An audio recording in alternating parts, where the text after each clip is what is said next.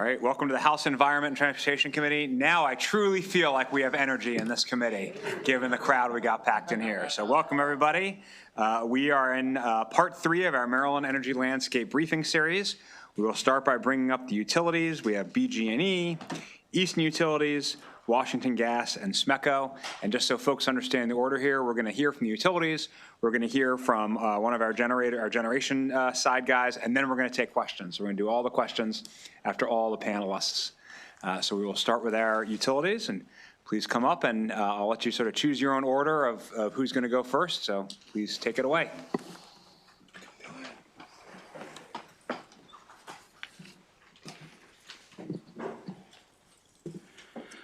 Good afternoon, Mr. Chair, Madam Vice Chair, members of the committee. For the record, my name is John Frayne. I'm the Vice President of Regulatory Policy and Strategy for Baltimore Gas and Electric. I appreciate the opportunity to be here today and look forward to working with all of you this session. As we know, energy is a new subject matter for this committee and an important one.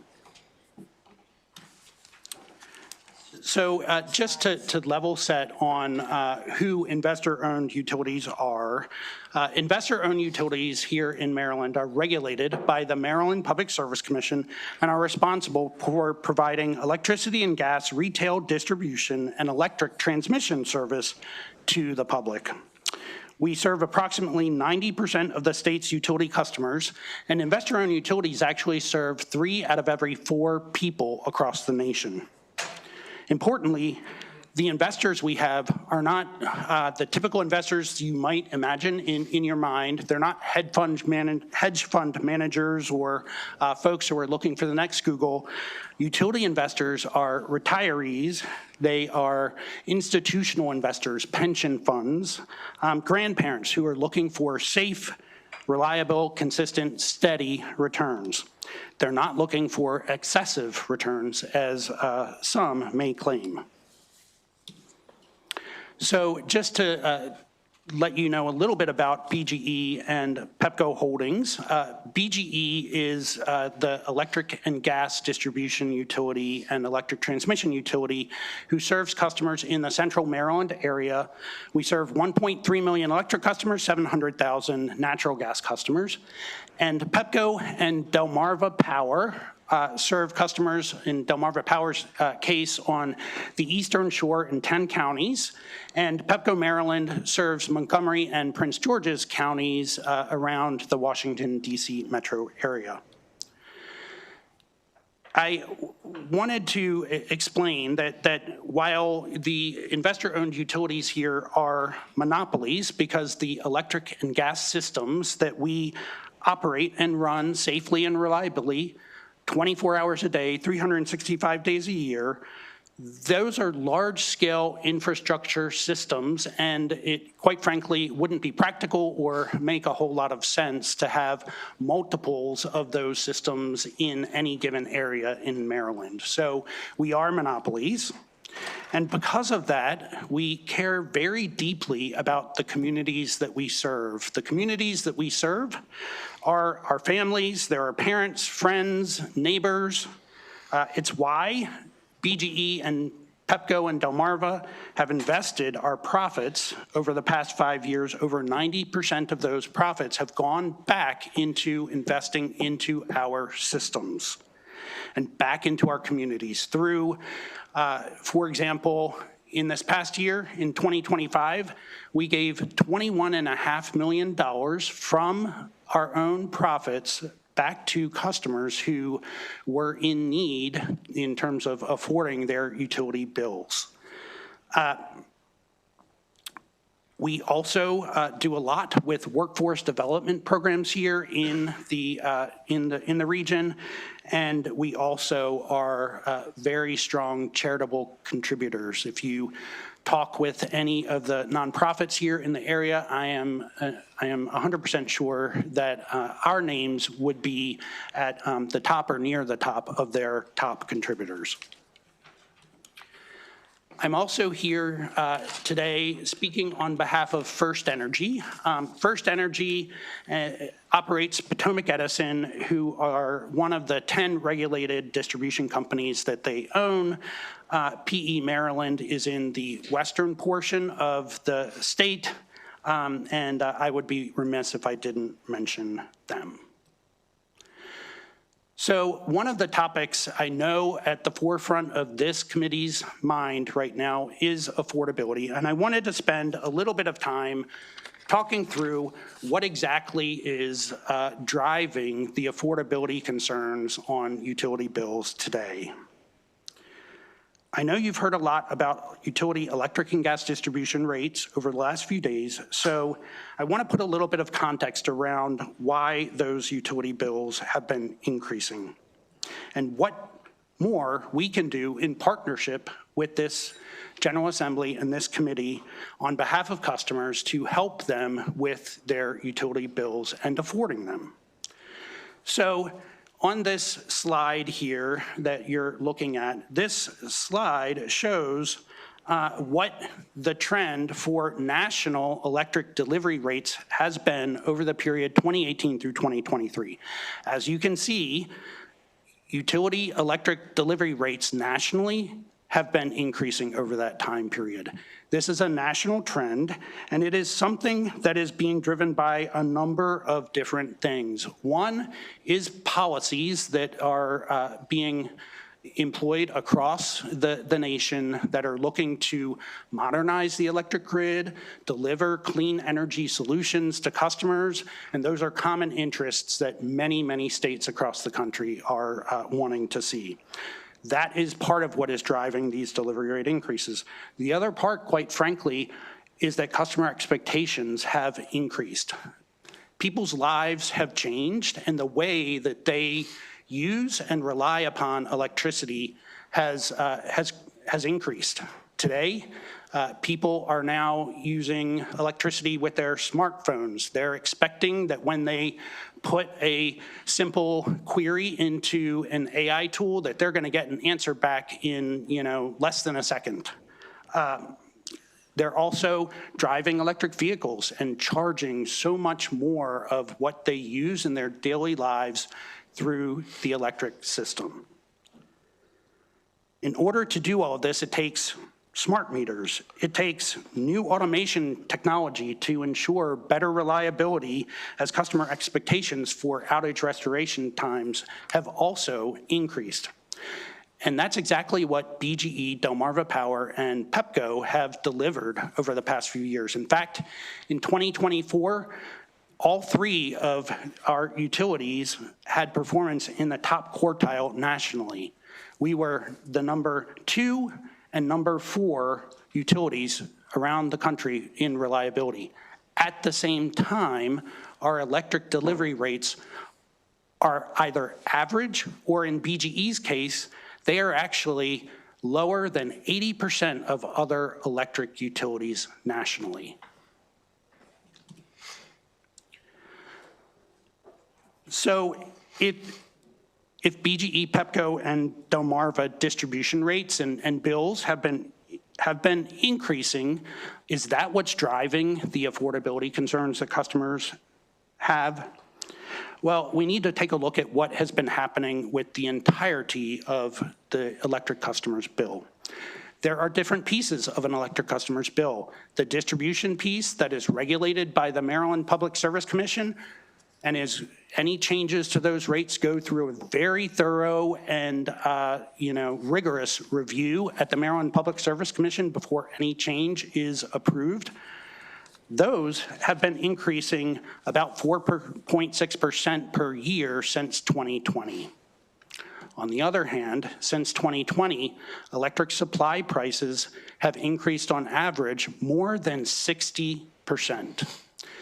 Now, the reality is, if you want to go back, and I think you'll probably hear from others here today that, if you go back further, that electricity prices, maybe the supply prices haven't increased as much. And so what I want to do is actually talk about why the supply prices are increasing. Then I'm going to show you an actual BGE customer's bill. So the driver of supply price increases has been largely capacity prices. Capacity prices, if you have been, hearing that much over the last few years, have increased exorbitantly. They've gone from a price of $30 per megawatt day to, in 1 year, a $329 per megawatt day price. That price is actually only $329 because of the emergency cap that was put in place at the urge of the governors here in the PJM region, including Governor Wes Moore. That cap, if it was not there, we would have seen capacity prices that would have been even higher, as much as more than $500 per megawatt day. The translation of these capacity price increases onto a customer's bill is what I want to show you next, because it's what customers are feeling and seeing and experiencing and, quite frankly, struggling with today. So here is a BGE customer's bill. If you look at their bill, you'll see in the middle of the bill here on the right-hand side, in purple, we point out that there's a BGE distribution rate. That rate is 4.5 cents per kilowatt hour. If you go above it, you'll see an electric supply section. That supply section includes the generation rate. It includes a transmission rate, which is actually just a very small piece of that supply rate. The transmission rate is about 10% of the rate that you're going to see there. And I'll explain what's been driving transmission rates up as well. The supply prices, though, that you see there are rising to as much as 16 cents per kilowatt hour. 16 cents per kilowatt hour. That is being driven by a crisis that we have here in the state of Maryland and in the entire PJM region around supply. We do not have enough supply. Generation prices, capacity prices, are a function of the amount of supply that we have and the demand for those resources. The demand is increasing, the supply is not. In fact, the supply itself is decreasing in some instances, which is why BGE right now is building new transmission infrastructure at Brandon Shores to be able to allow a generating plant there to actually retire. Without the new transmission infrastructure, we would be in very dire straits indeed.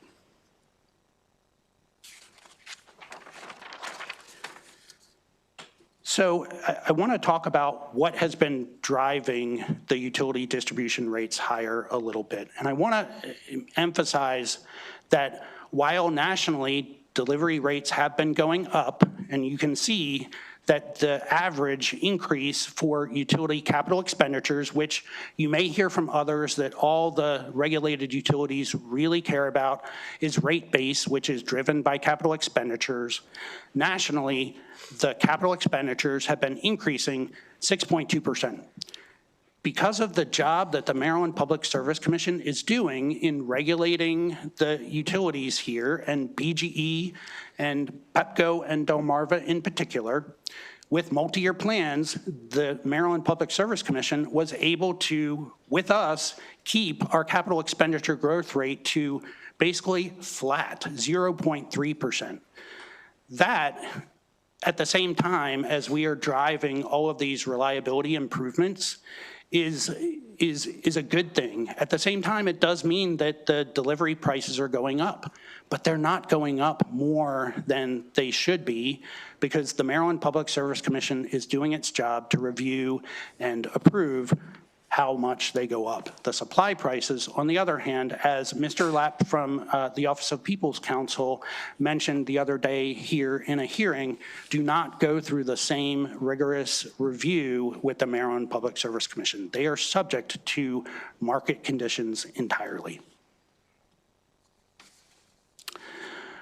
I want to talk a little bit as well about BGE gas infrastructure, and just wanted to mention that Through proactive replacement of aging gas infrastructure that's been enabled by STRIDE legislation passed by this General Assembly, PGE has reduced annual greenhouse gas emissions from our gas system by 84,000 metric tons of CO2e since 2014, and gas leaks by almost 40% since their peak in 2016. The gas system is also regulated by the Maryland Public Service Commission, but it is also regulated by the Department of Transportation and an agency with the Department of Transportation, PHMSA. PHMSA is very clear that they want us to be removing the aging gas infrastructure that we are proactively removing today. They want all of the country to be doing that.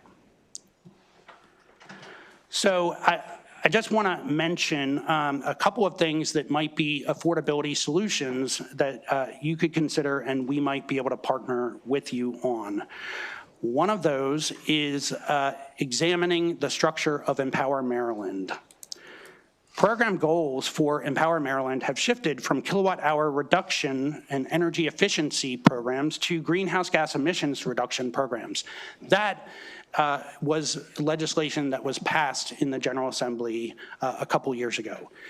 When the programs were aimed at energy efficiency and kilowatt-hour reductions, customers actually saw a surcharge on their bill for these empowered programs, but they also saw reductions in usage on their bills. So they were actually seeing on their utility bills savings directly that they could count on. On the other hand, with the new programs around greenhouse gas emission reductions, while the benefits are clearly important, the benefits of greenhouse gas emission reductions are not going to result in reductions or savings on utility bills. At the same time, there's been a change to the financing mechanism that was used for the Empower Maryland surcharge from amortization, which had been in place since 2008, to a full expensing methodology. That has increased the Empower Maryland surcharges greatly. Today, a BGE average customer sees a $15 surcharge for Empower on their bill. A Pepco customer sees an almost $17 surcharge on their bill, and a Delmarva customer sees a $20 a month surcharge on their bill. That is something that customers are going to really struggle with because they are not seeing the benefits of that surcharge on their utility bill at the same time. There are a couple things that could be done. One is to go back to the amortization method that was resulting in a more affordable surcharge on customer bills. Another is to consider changes in terms of scaling the Empower programs to make them still moving towards greenhouse gas emission reductions, but also make them more affordable for customers. Can I just ask you a quick question about that, Chair's prerogative? So sure. I think it's administered both by the utilities and state government, part of Empower. I think DHCD has a role and the utilities do. In your case, you're like 3 utilities. Are there 3 separate administrators, or is there sort of an Exelon umbrella administrator that covers most of the program? Each of the Exelon utilities have a team. They're really working very closely together, but we all have different, Empower Maryland programs that are aimed towards our customer base and our service territory populations. But they do all work combined together a lot. Okay, but they are separate. I mean, there's a Pepco one, there's a BGE one, there's a Delmarva team. That's right. Okay, thank you. Sorry to interrupt. No. Another, real issue facing Maryland customers today, and if you go back to the BGE customer bill, an actual customer bill that I showed you, and remember the 16-cent per kilowatt hour price that customers are paying for the supply rate, that is being driven by this supply-demand problem that we're seeing here in Maryland and within PJM in its broader scope. Maryland policy really does need to evolve, and we need to do something to ensure that there's more supply for customers. What BGE, Pepco, and Delmarva are interested in is seeing more supply. If that supply can come, that generation can come from others, that is a good thing for our customers, because that is going to ensure that customer bills don't increase more than they are today.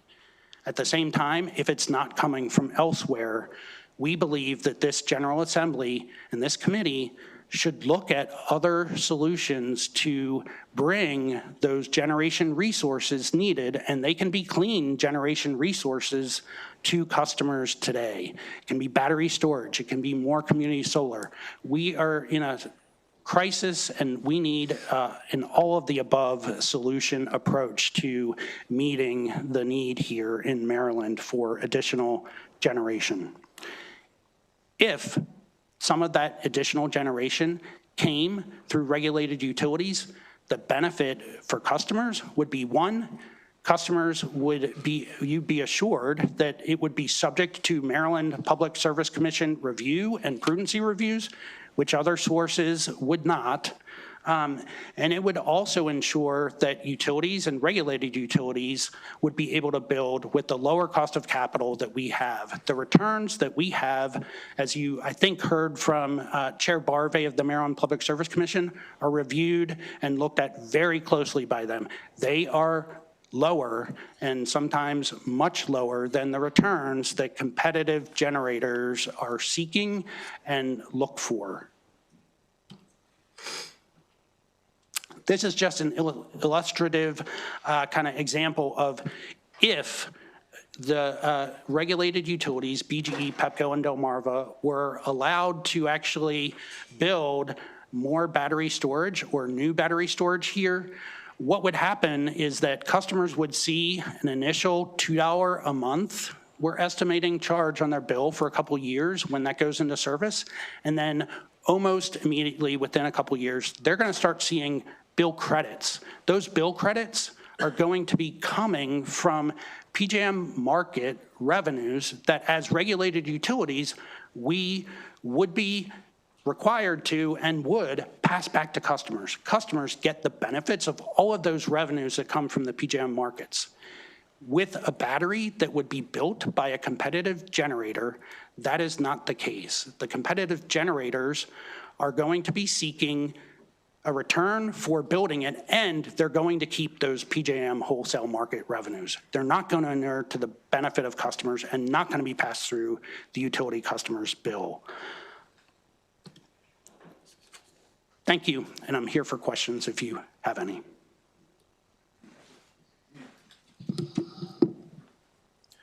Good afternoon, Mr. Chairman, Madam Vice Chair, and distinguished members of the Environment and Transportation Committee. My name is John Horner, and I'm the President and CEO of the Easton Utilities Commission. I've been there for 10 years, and prior to that, spent almost 29 years at Baltimore Gas and Electric. With me today is our Vice President of Operations, John Hines, and our Manager of External Affairs, Kurt Fuchs. Thank you for the opportunity and frankly, the honor to share some thoughts with each of you today. Easton Utilities is one of 5 municipal electric utilities in Maryland and the only municipal gas utility. In June of last year, all 5 electric municipal utilities chartered the Maryland Municipal Electric Utility Alliance to ensure that we have one voice in Annapolis. In addition to Easton, that includes Hagerstown, Berlin, Thurmont, and Williamsport. Easton Utilities also provides water, sewer, internet, cable TV, and phone services to our customers, all on one bill, which is unique within Maryland and rare nationwide. We are an enterprise fund of the town of Easton, governed by 3 locally appointed commissioners. We are locally regulated by our mayor and town council, leaders who work and live in the community we serve. And after those public local rate proceedings, we subsequently prosecute combined gas and electric rate cases at the Maryland Public Service Commission approximately every 5 to 6 years. In our most recent rate case, the PSC approved a rate of return of just over 4%. After safety, customer experience is our top priority. For the past 10 years, we have maintained a 95% customer satisfaction rating. As a community-owned nonprofit utility, we have no shareholders, so our sole focus is serving customers well. We often state we are in the customer service business, and the services we provide are reliable, affordable utility products. Our tagline, "Life Made Better," reflects that commitment. We consistently achieve top decile reliability and remain among the more affordable utilities in Maryland. This is possible because of our lean operations, fiscal discipline, and the economies of scale across our multi-utility structure. Our PSC-approved cost allocation manual allows shared costs to be distributed across a broad operational base appropriately. Municipal utilities collectively serve about 1.5% of Maryland's electric customers and load. Eastern Utilities is roughly 1% of the size of BGE. We have just about 11,000 electric customers, 5,000 gas customers. Despite our scale, we have leveraged strong partnerships to deliver outsized results. One example is our Connect Talbot Rural Broadband Initiative. This was a $50 million project starting in 2017 with Talbot County's vision to bring broadband to every home and business. Through a partnership with the town of Easton, Talbot County, the state of Maryland, DHCD, the USDA, and the FCC, Talbot County became the first fully funded county in the state and will soon be the first with 100% broadband access. Another unique fact about Eastern Utilities is we are the only vertically integrated utility in Maryland. We own and operate 17 generation units totaling 66 megawatts. During the spring and fall, our system load averages approximately 20 megawatts. These units originally supplied all of Easton's power prior to joining PJM in the mid-1970s. Since then, they have been used to participate in the PJM market and to hedge energy costs for our customers.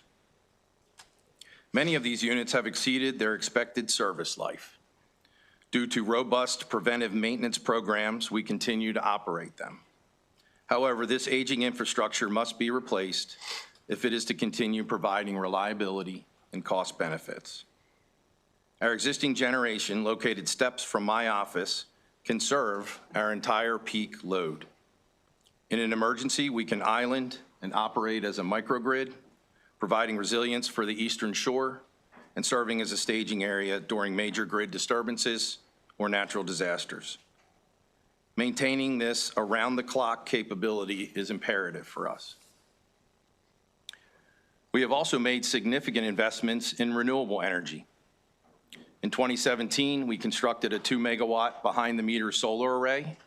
It means it's not participating in the PJM marketplace, in partnership with the Maryland Department of the Environment.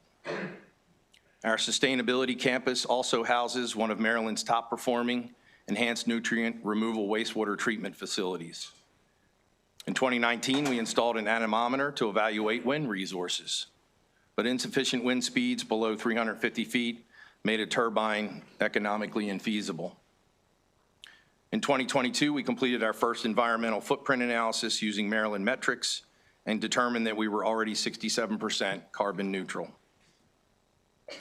Our solar array has been successful and cost-effective due to that MEA grant support. Over 8 years, it has achieved an average capacity factor of 19%, and it occupies 10 acres. While valuable, it underscores the need for complementary resources to serve customers when the sun is not shining. We recently completed a feasibility study supported by MEA for an additional 2-megawatt solar array paired with 10 megawatt hours of battery storage. The total project cost is $14 million with a potential $2.5 million grant. When surveyed, 75% of our customers have told us that they're unsure they would be willing to pay more to support renewable energy due to affordability reasons. So without additional funding partnerships, projects of this scale create significant rate pressure.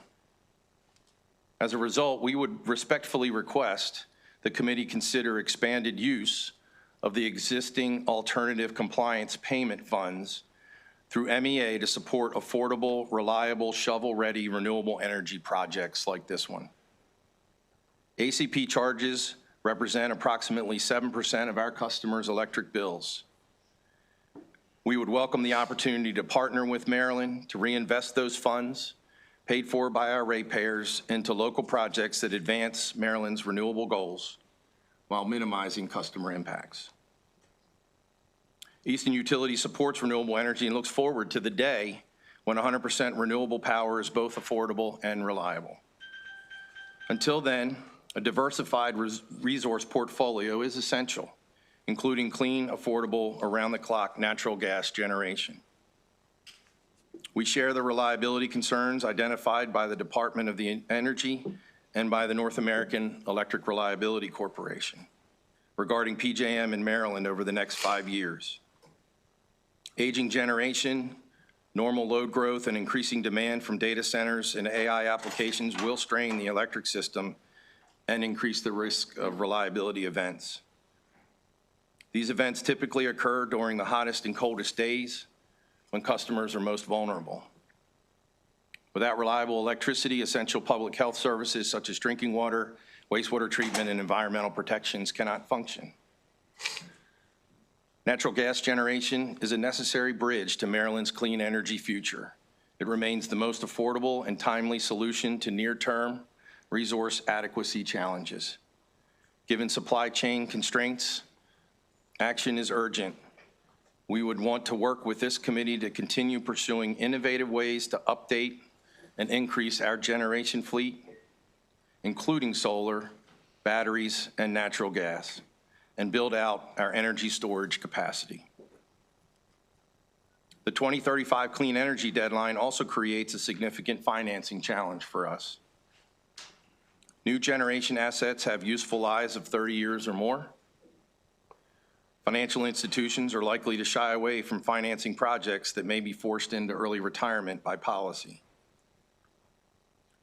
For Eastern Utilities or other independent power producers to consider natural gas generation, we would encourage the committee to consider including protective language that any generator approved by CPCN and installed prior to 2035 not be artificially forced into retirement.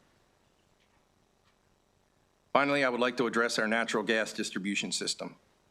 In 2017, we completed a comprehensive gas main replacement program, effectively creating a brand new system.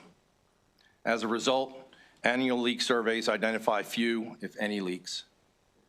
During extreme cold events, our natural gas customers' heating experience is significantly lower on their utility bills than customers relying solely on electric heat pumps, which often revert to costly emergency heat.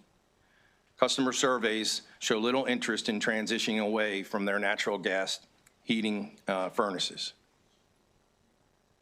Proposed PSC changes to gas line extension policies would limit customer choice, particularly for low and moderate income households, and hinder economic development.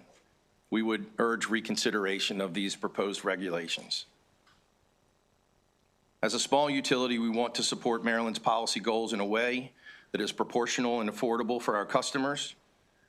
Preliminary analysis on our end indicates that full electrification would require doubling our entire electric infrastructure, from generation to customer meters, adding substation circuits, time, cost, and land requirements that make near-term implementation difficult.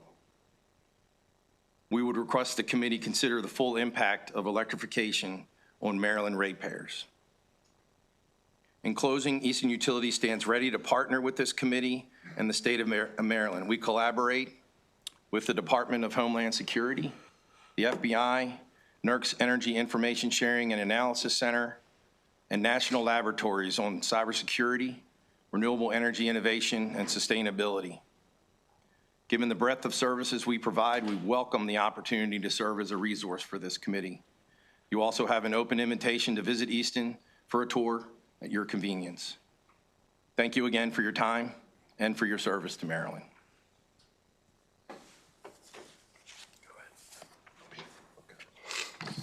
Good afternoon, Mr. Chairman, members of the committee.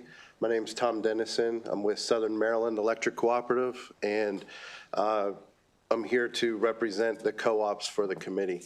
Behind me, my colleague Natalie Cotton from SMECO is here, and Val Connolly from Chop Tank Electric is here.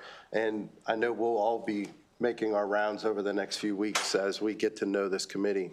It's great to see several members of our Southern Maryland delegation, Delegate Long, Delegate Morgan, Delegate Odom. It's nice to be here in front of this committee, and looking forward to working with you as we have with our Southern Maryland members in economic matters over the past, at least in my career, over the last 20 years. So with that, I just want to introduce SMECO.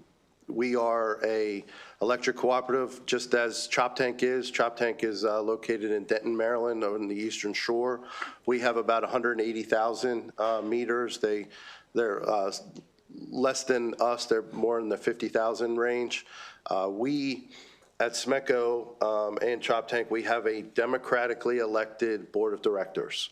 That board of directors is elected by our membership, and for SMECO, we have 5 directors from Charles, 5 from St. Mary's, 3 from Calvert, and 2 from Prince George's. Our service territory comprises all of Charles, all of St. Mary's, all of Calvert except North Beach and Chesapeake Beach, and portions of southern Prince George's that include Croom, Brandywine, and Akakeek. So with that, I did want to differentiate one thing. SMECO is a fully regulated electric cooperative in the state. We are subject to the same RPS standards. We have different percentages on solar than the investor-owned utilities. However, we also have Empower Maryland, and we're subject to reliability standards just as the investor-owned utilities are. One of the things that we've heard a lot about today is, power costs and things. And here's what I want to provide to the committee is something that I'm particularly proud of from SMECO's standpoint. We have a power purchasing model that is used that we call a managed portfolio, very similar to like your 401k, where we have short, medium, long-term contracts that we layer together and provide the load to meet the load of our customer members. That managed portfolio for members of the committee has resulted in very competitive, low standard offer service rates for our members. What I mean by that is we are about 10 cents a kilowatt hour today, a little over 10 cents a kilowatt hour. And as members of this committee will remember, during the Senate Bill 1 discussions over the past couple of years, our members who were on alternative suppliers were overpaying in the realm of about $5 to $6 million from 2001 until 2024-ish timeframe. So our standard offer service has been able to be lower than other utilities in the state, and we're very particularly proud of that. And it's because of the focus we have on affordability, because we're not for profit, and our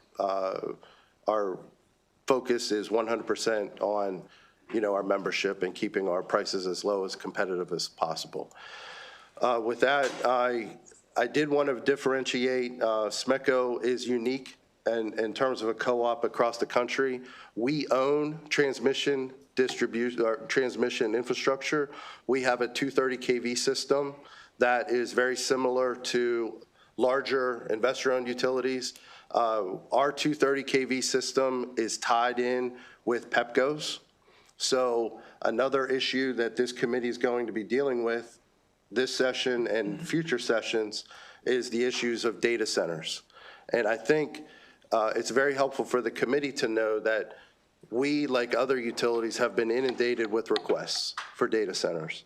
And we have been working collaboratively with PEPCO on feasibility studies for those data centers, because we cannot locate 300 megawatts of new load in Charles, St. Mary's, or Calvert County without an impact upstream for PEPCO. So the need is real, the demand is there, and we're seeing it today. So I just want to kind of provide that to the committee so you get a sense of it. And in terms of the future, what would we like to see going forward? I'm very interested in my colleagues when they talked about Empower Maryland.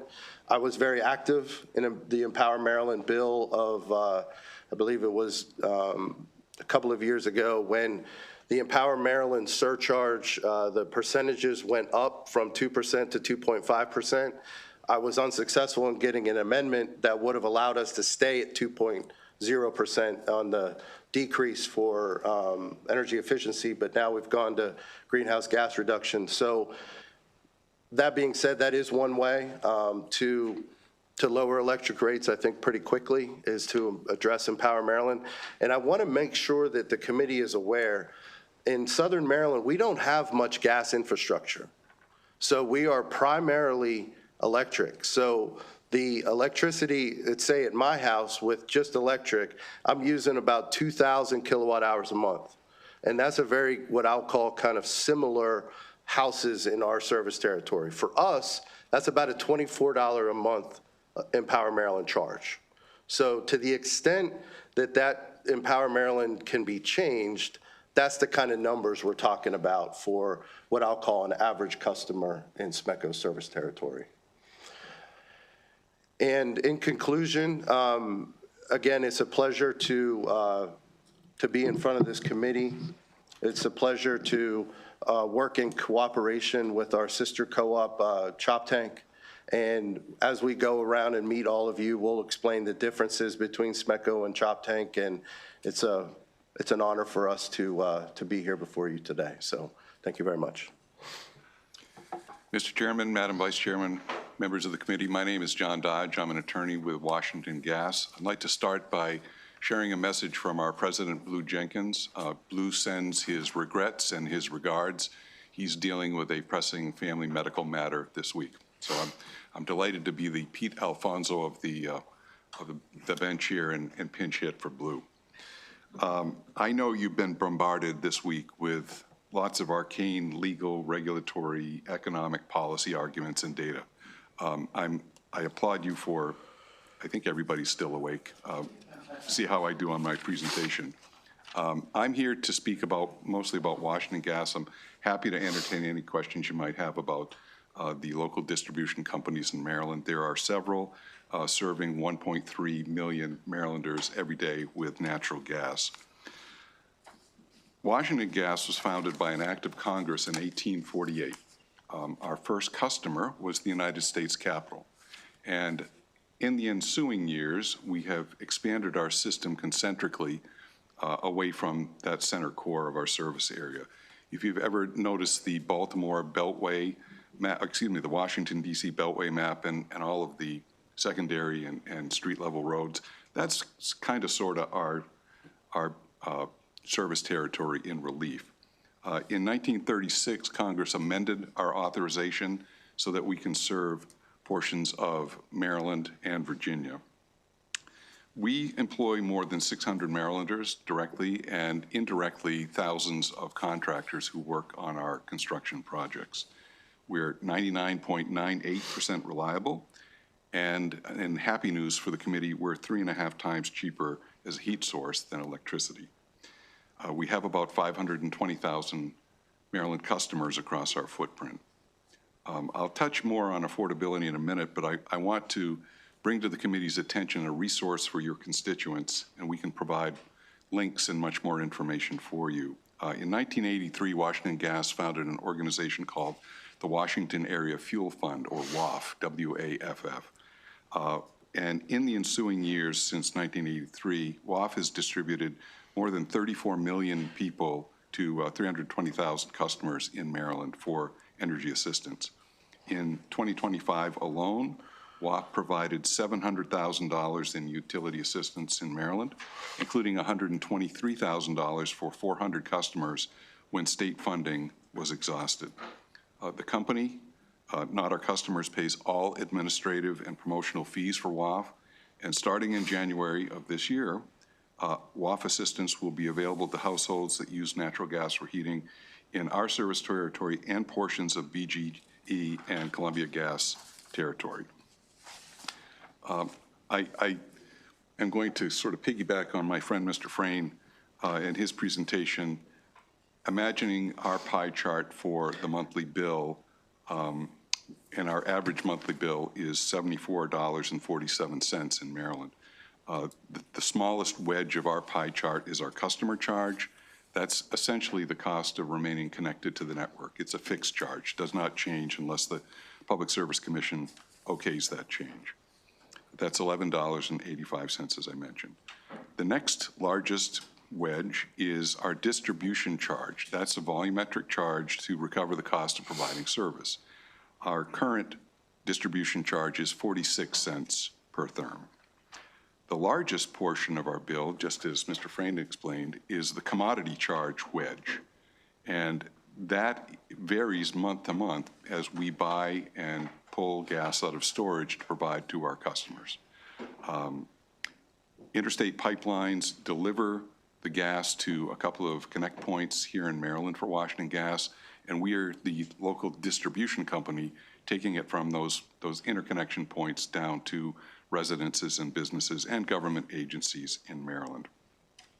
It's important to stress for the committee that Washington Gas, and indeed no LDC in Maryland, we do not make a profit on the gas that we sell. We pass that through at cost. So the largest piece of our pie chart, we don't have any control over and we don't make any profit on. Our distribution charges have risen due to inflation and some state law requirements. I'm pleased to be in front of some transportation experts. 30% of our construction projects in Maryland, 30% of the cost can be attributed to county and municipal paving requirements. We're seen as a, if not free, a benign paving source by the localities. So that's one thing we may want to have discussions with the committee about. We have a very rigorous fiscal discipline at Washington Gas in 2024. Unusually for a utility, we had 2 reductions in force. That was a difficult time to go through. And our board of directors for the last 2 years, or maybe longer, has approved operating and maintenance budgets that are flat to prior years. As you've heard from my colleagues, our overall bill and rates are approved by the Public Service Commission after full proceedings. We are participating in several cases before the Public Service Commission, including case number 9707. That's the future of natural gas. It includes the line extension issue that you heard a bit about before, and it's dedicated to long-term planning proceedings before a special master that the Commission has approved. Our case 9708, that's our Stride 3 plan. We are under directive from the Commission to submit a 2026 project list that complies with the Next Generation Energy Act, and we're busily working on that for filing as soon as we can. We are following up on another directive from the Commission. In July of this year, we filed in case number 9749 our network geothermal plan as directed by the General Assembly. The good news is that we see some avenues for feasibility for the process itself. The less good news is that for the 250-unit complex that we were able to find a partner with, the total cost, including or is offset by full federal incentives for network geothermal, is $275,000 per unit for conversion. We did file in late December our most recent base rate case. That's case number 9849. It's been 2.5 years since we have been able to change our prices, and we have requested an 8.5% overall increase, which is lower than the concurrent 9.4% consumer price index increase over that same time. I mentioned before the commodity portion of the pie chart.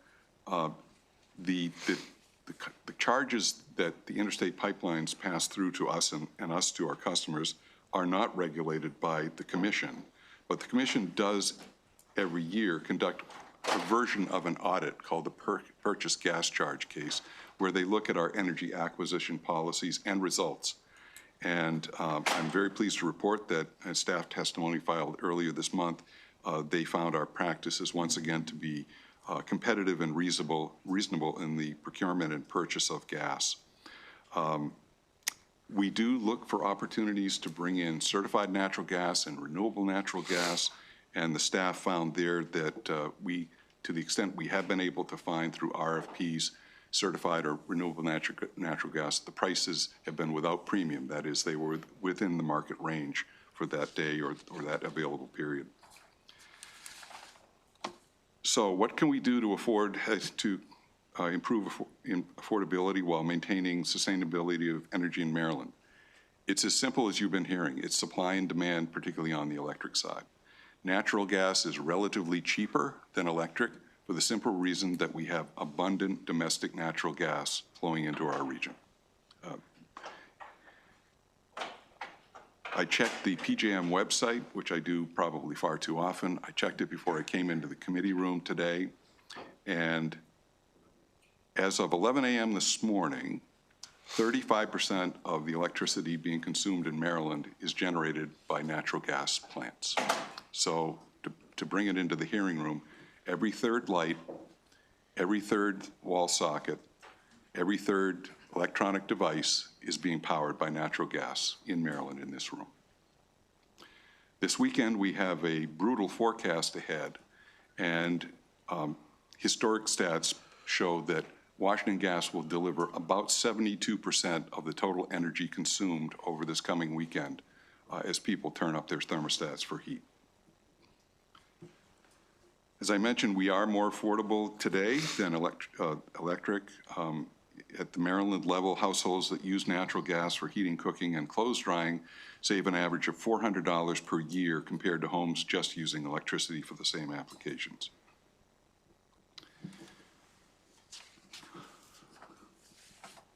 As for specific solutions, in addition to more supply, on the demand side, I will go again, Mr. Frayne, I think this committee should take a hard look at the Empower program and compelling utilities to invest more in cost-efficient energy efficiency. The best gas therm is an unused or unsold gas therm. We want to save our customers as much money as possible, and the way to do that is through cost-effective demand-side management.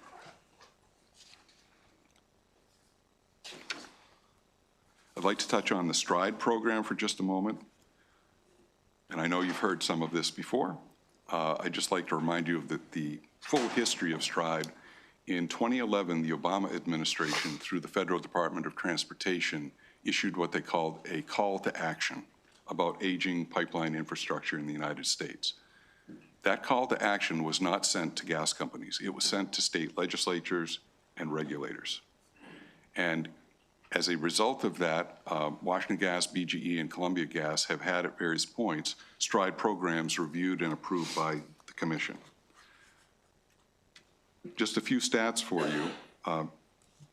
In the last 6 years, Washington Gas has reduced its leaks by 41% through the STRIDE program. That is, by removing leak-prone pipes before they start leaking, we've dropped our leak rate by 41%. We've saved 175,000 plus metric tons of CO2. That's essentially 41,000 cars removed from the road.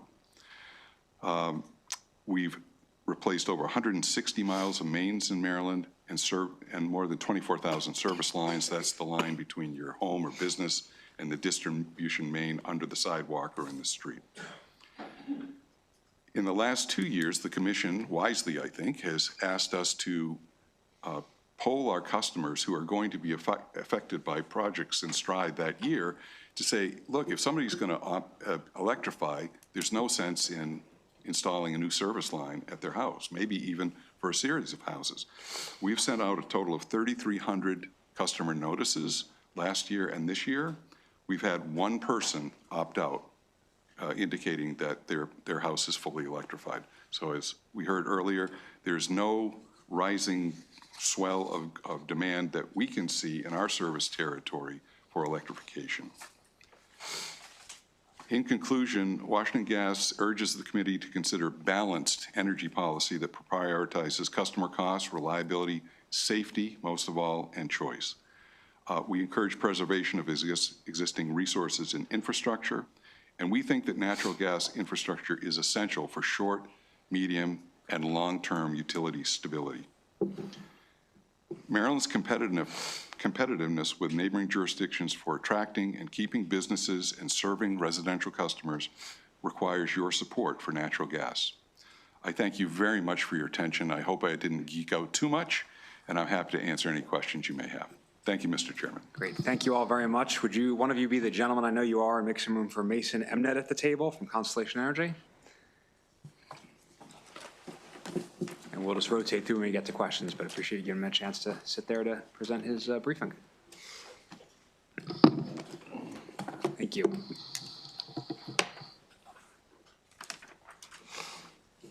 Afternoon, Mr. Chairman, members of the committee. My name is Mason Emnet. I'm from Constellation Energy. I do have a couple of slides if they could put up, I think. All right. Can you move the mic closer to your mouth as well? And then get your Sure. slides Is up that any right better? now? Yeah. Okay, great. So like I said, Mason Emnet from Constellation Energy, and we are headquartered in Baltimore. I'll go through a little bit of our history because sometimes we do get confused with our Exelon brethren. But we are a generation company. We produce about 90% of the carbon-free energy in the state.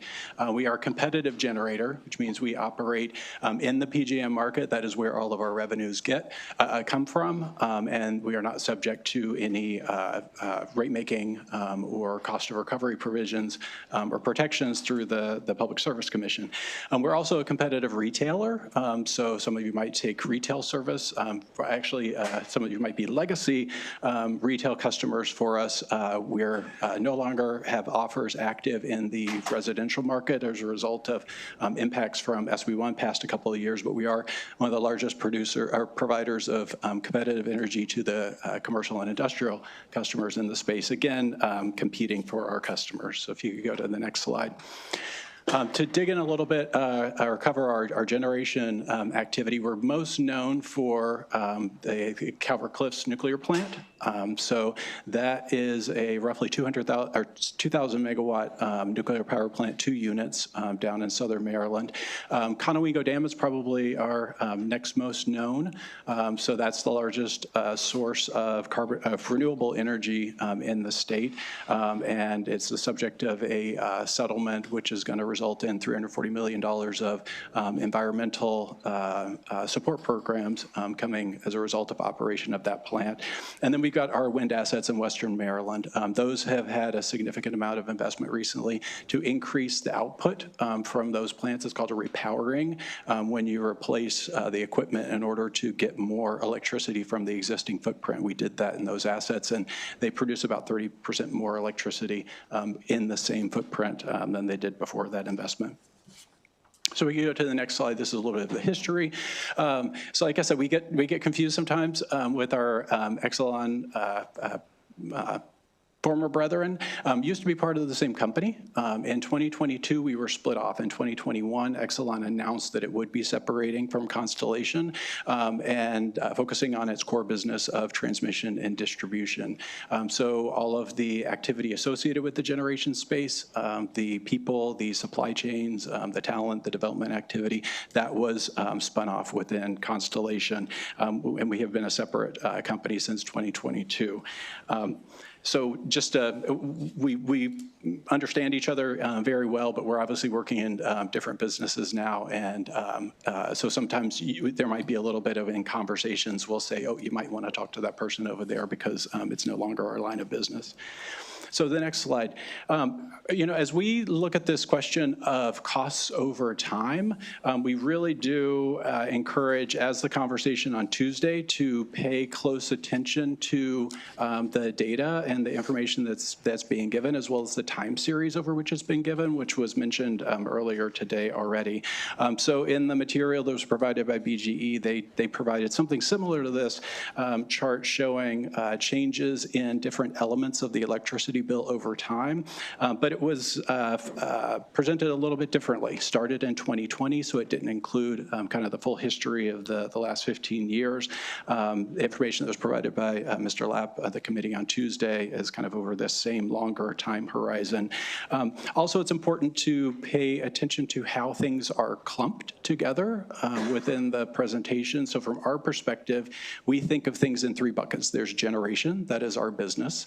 There is transmission, and there is distribution, that is the utilities business. That is the result of the restructuring that Maryland undertook about 20 years ago. And even though we were part of the same company, we were within Exelon at the time, we still had a separation. There was the generation activity that was separate from the transmission and distribution activity, and that's what formally got separated in our spin that was consummated in 2022. So the result, if you kind of look over time at these two buckets, so there is the generation piece, sometimes that will be referred to as supply, but then sometimes people would put transmission wires into that supply piece. That's what you saw on the BGE material. From our perspective, the generation, the business that we participate in, because we don't participate in transmission or distribution, the generation side of the bill over time has largely remained flat on average. Gone up just a little bit compared to the wires piece of the bill, the transmission and distribution sector, which is section which has grown quite significantly. The way that Mr. Lapp put it is on the generation side, it's gone up and down, and on the wire side, the transmission and distribution, it's gone up and up. The result of that is you look over the last 15 years, it's been about $500 per year more for the average Maryland household on that wires piece, transmission and distribution, than on the generation piece, which has gone down by about $300 per year over that period. If the generation supply had grown, the generation segment of that bill had grown at the same rate, Maryland customers would be paying $11 billion more over that period for the generation piece of the bill. So we view competition in the generation space as a success story for Maryland. We do recognize that going forward, we have challenges and that sector needs to grow. And I'll talk a little bit about what we're doing there. So this digs in on that generation piece of the bill a little bit more and over the longer time horizon, the longer time series, so that it can give you a better understanding of what's been happening in the generation market. So as you can see, again, generation's gone up and down, but when you take a look at the all-in, the energy and capacity, there's been a lot of conversation about capacity. That is a promise to operate in the future, and you get paid to operate in the future. Then there's energy, actual operation. The energy part of the bill, or the total cost, is actually higher than the capacity piece. And so we, again, recommend that when folks are looking at any sort of cost information over time, that there's an understanding these various elements, and energy and capacity together is what makes up the generation component that ends up in customer bills. And so as you can see at this chart over time, prices have been relatively low, say over the last 10 years. There have been a couple of pops up, but the low prices have led to generator retirement. So in the PJM system, the kind of procurement is in the 150, 160,000 megawatt range. In the last 5 years, there's been 15,000 megawatts of generation left the system. Over the last 10 years, it is 34,000. Over the last 20 years, it is 50,000. So roughly 25% of the generation in the PJM system relative to current has left in the last 2 decades, and that's in response to these market prices. They are telling generators to retire, and in fact, that is what our company did in other states with generators that were forced into retirement as a result of low prices. That gets us up until, say, the last year or two, and you start to see a change in those prices coming up. So again, we just recommend we understand the impact of increased costs on the generation side, but putting them in context to see the changes over time, and then the relative portion of total bills is what we think is important to keep an eye on. So then kind of zooming out again and kind of put this in context. So You got the generation, the energy and capacity staying relatively flat, understanding that it has come up in recent years, returning to historical average, but was low for a very long time. So that generation piece has come up. This transmission component, which again, some people will put in supply and lump in with energy and capacity and make those two look together, that is not actual generation supply. That is part of the bill that is federally regulated. And so the PSC or the utilities will say, well, I don't have control over that. That's subject to, or the state doesn't have control over it. So I'll put that together with other items of the bill which are not subject to state jurisdiction. And then it gets a little bit confusing to parse things out. But when you do separate these elements, so generation, transmission, and distribution over time, you can start to see some of the impacts. And then you compare to other household goods. And again, we view competition in the generation space as being beneficial because it has helped maintain low prices over time. Again, understanding now we're moving into a higher price period because of demand, which takes us to the next slide. So the capacity piece, which is again a relatively small portion of the total energy and capacity, yes, that is going up. Why is it going up? Because as we look into the future, we see demand increasing for the first time in about 15 years. That demand is putting pressure, all those retirements that happened, right? We're now moving into an investment cycle instead of a retirement cycle, and that's showing up in the capacity price. The actual demand driving that increased procurement activity, in essence, is very uncertain, however. It's mostly associated with data center demand, although it does have some electrification, EV growth, as well as manufacturing and other drivers. But the biggest chunk of it is associated with data centers. So getting a good handle on the amount of demand actually coming from data center development is essential. So what you see here on the left-hand side is essentially a roll-up of the grid operators. So PJM is our regional grid operator. Also include Midwest ISO or MISO, so that's the middle part of the country, and ERCOT, which is the Texas grid operator. So you put together three of the grid operators, roughly half of the country. Their projections of how much data center demand is coming, that gets aggregated on the left. On the right is industry, so kind of the folks, the investment community that's paying attention to how much capital is being invested, how many chips are being manufactured. Chairman Barve kind of hit this a couple of days ago.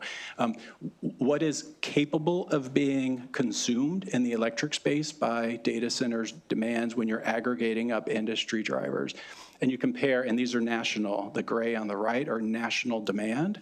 You compare national demand coming from kind of the industry advisors to the utility projections that are getting rolled up into the grid operators, and you can see there's a very big disconnect.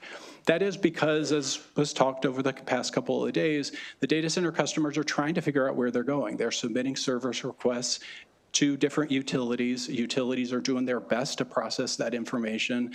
Some utilities have been a bit more forceful in terms of imposing financial obligations in order to be included in this load forecast. We actually commend the Exelon utilities. They are a leader in this area. Some other utilities have been a little bit less, I'd say, careful about, well, that's not fair. They've been a little bit, they haven't required the same level of financial obligation from their customers in order to be included in the load forecast. But they're doing their best, right? They've got information, they're handing it off to the grid operator, that gets rolled up, and it's this very large amount of demand, which then shows up in the market saying, we need to build to serve this demand. But when you step back, you're not exactly seeing how these things fit together. So that's the commercial reality that kind of we are facing and the grid operators are facing as we're looking forward. So the next slide is, as you've got this demand, you're looking out in the future and trying to figure out what you need to serve that demand. The other thing to keep an eye on is the capacity that's being bought is to be available when the system is at peak, when the system is very constrained. That happens about 40 hours a year out of 8,760 hours. So this capacity concept is be available when I need you, and I'm really, really, really gonna need you maybe a couple of times in the year, maybe for a few hours. Very important for reliability. That's critical to the way that the market is structured, but it's important to have that in mind when you're thinking about solutions. So if we need resources to meet this growing demand, what are going to be the resources that are available in those periods in time to manage that peak? You heard about that earlier in the week as well, referred to as peak shaving. So things that, products that allow demand response or flexibility, customers to bring their flexibility in the market in order to lower the demand during these constrained periods, or things like battery storage, all the actions that have already been undertaken, the procurement activity that the General Assembly has directed the PSC to undertake. All great, and they are focused on this problem of trying to manage the peak. There's also been reference to the statement of principles that Governor Moore entered into with secretaries at the federal level, and kind of responses happening from PJM. So PJM is taking all of this information and actually today is kicking off a stakeholder process to evaluate changes to its market to solve this problem, to procure more resources at the regional level on behalf of the entire footprint, achieving the economies of scale, which led to those, manageable, actually lower prices over time. So what are we doing at Constellation? So as part of the PJM process, we're obviously participating in that. We had a proposal for this procurement at the regional level. Actually, we were pursuing in the fall. That did not end up getting support at the PJM level. We were a little bit disappointed in that. However, the principles that Governor Moore signed on Friday effectively align with the proposal that we were putting forward that PJM is taking up today. So we're hoping to see some prompt action on that so that we can get some additional procurement authority or activity coming out of PJM today. And then within Maryland, we've made clear the amount of projects that we could bring to the state under various mechanisms. So that could be storage projects. We did have storage projects that we put into the expedited CPCN solicitation. That got referred to earlier in the week as a procurement.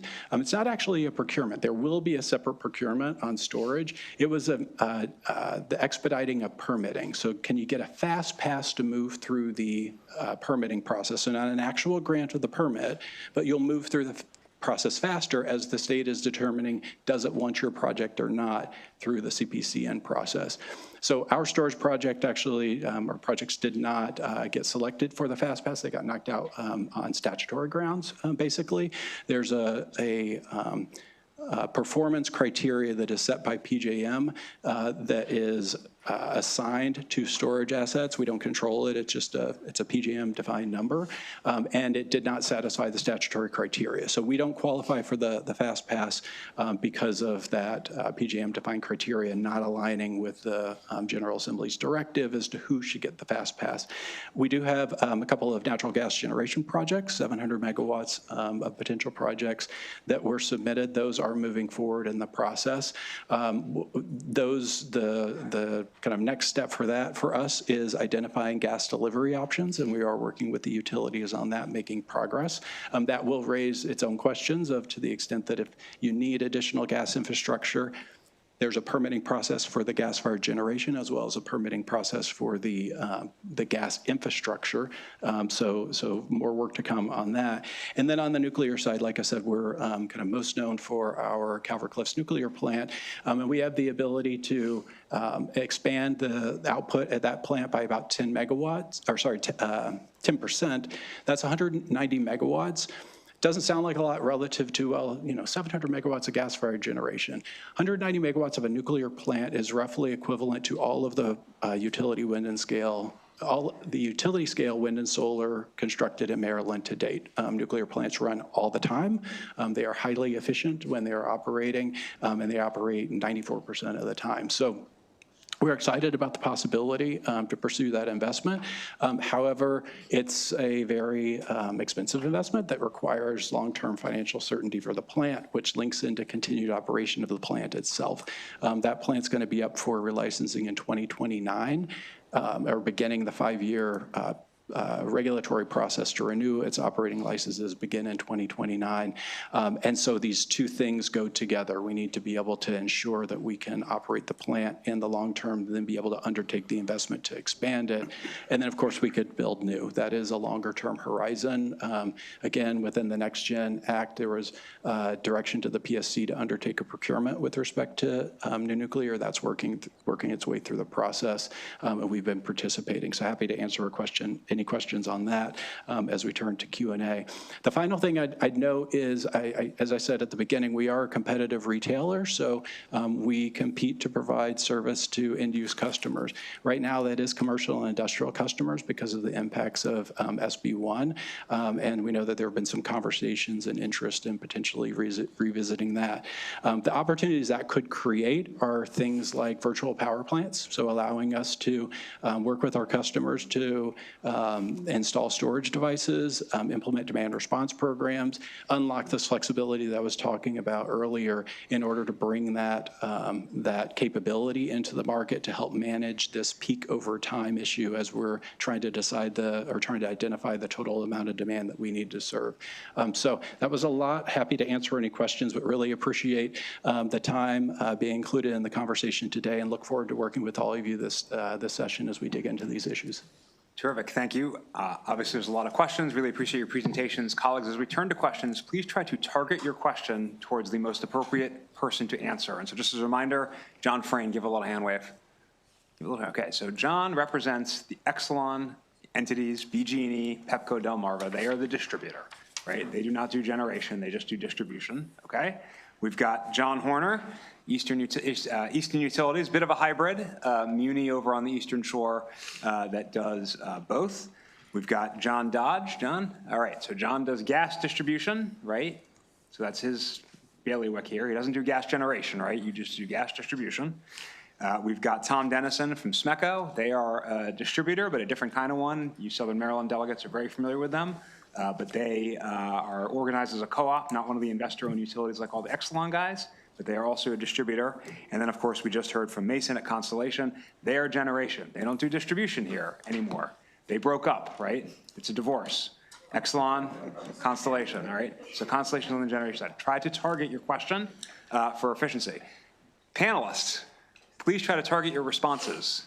You're all great. You all have a lot of information. We do not need 5 responses to every question, so please try to act appropriately. Obviously, if someone says something that contradicts your views or is viewed as inconsistent with your position, please obviously make that be known, but we don't need to hear 5 different versions of the same response, right? We're not Congress.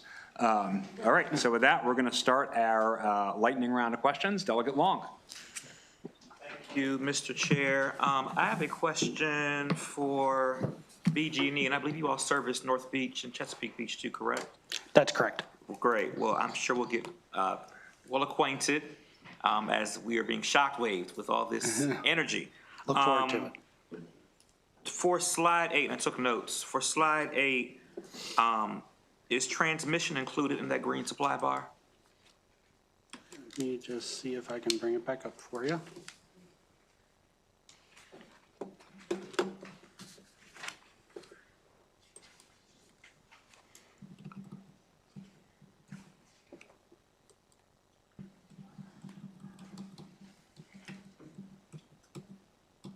In reference to transmission costs.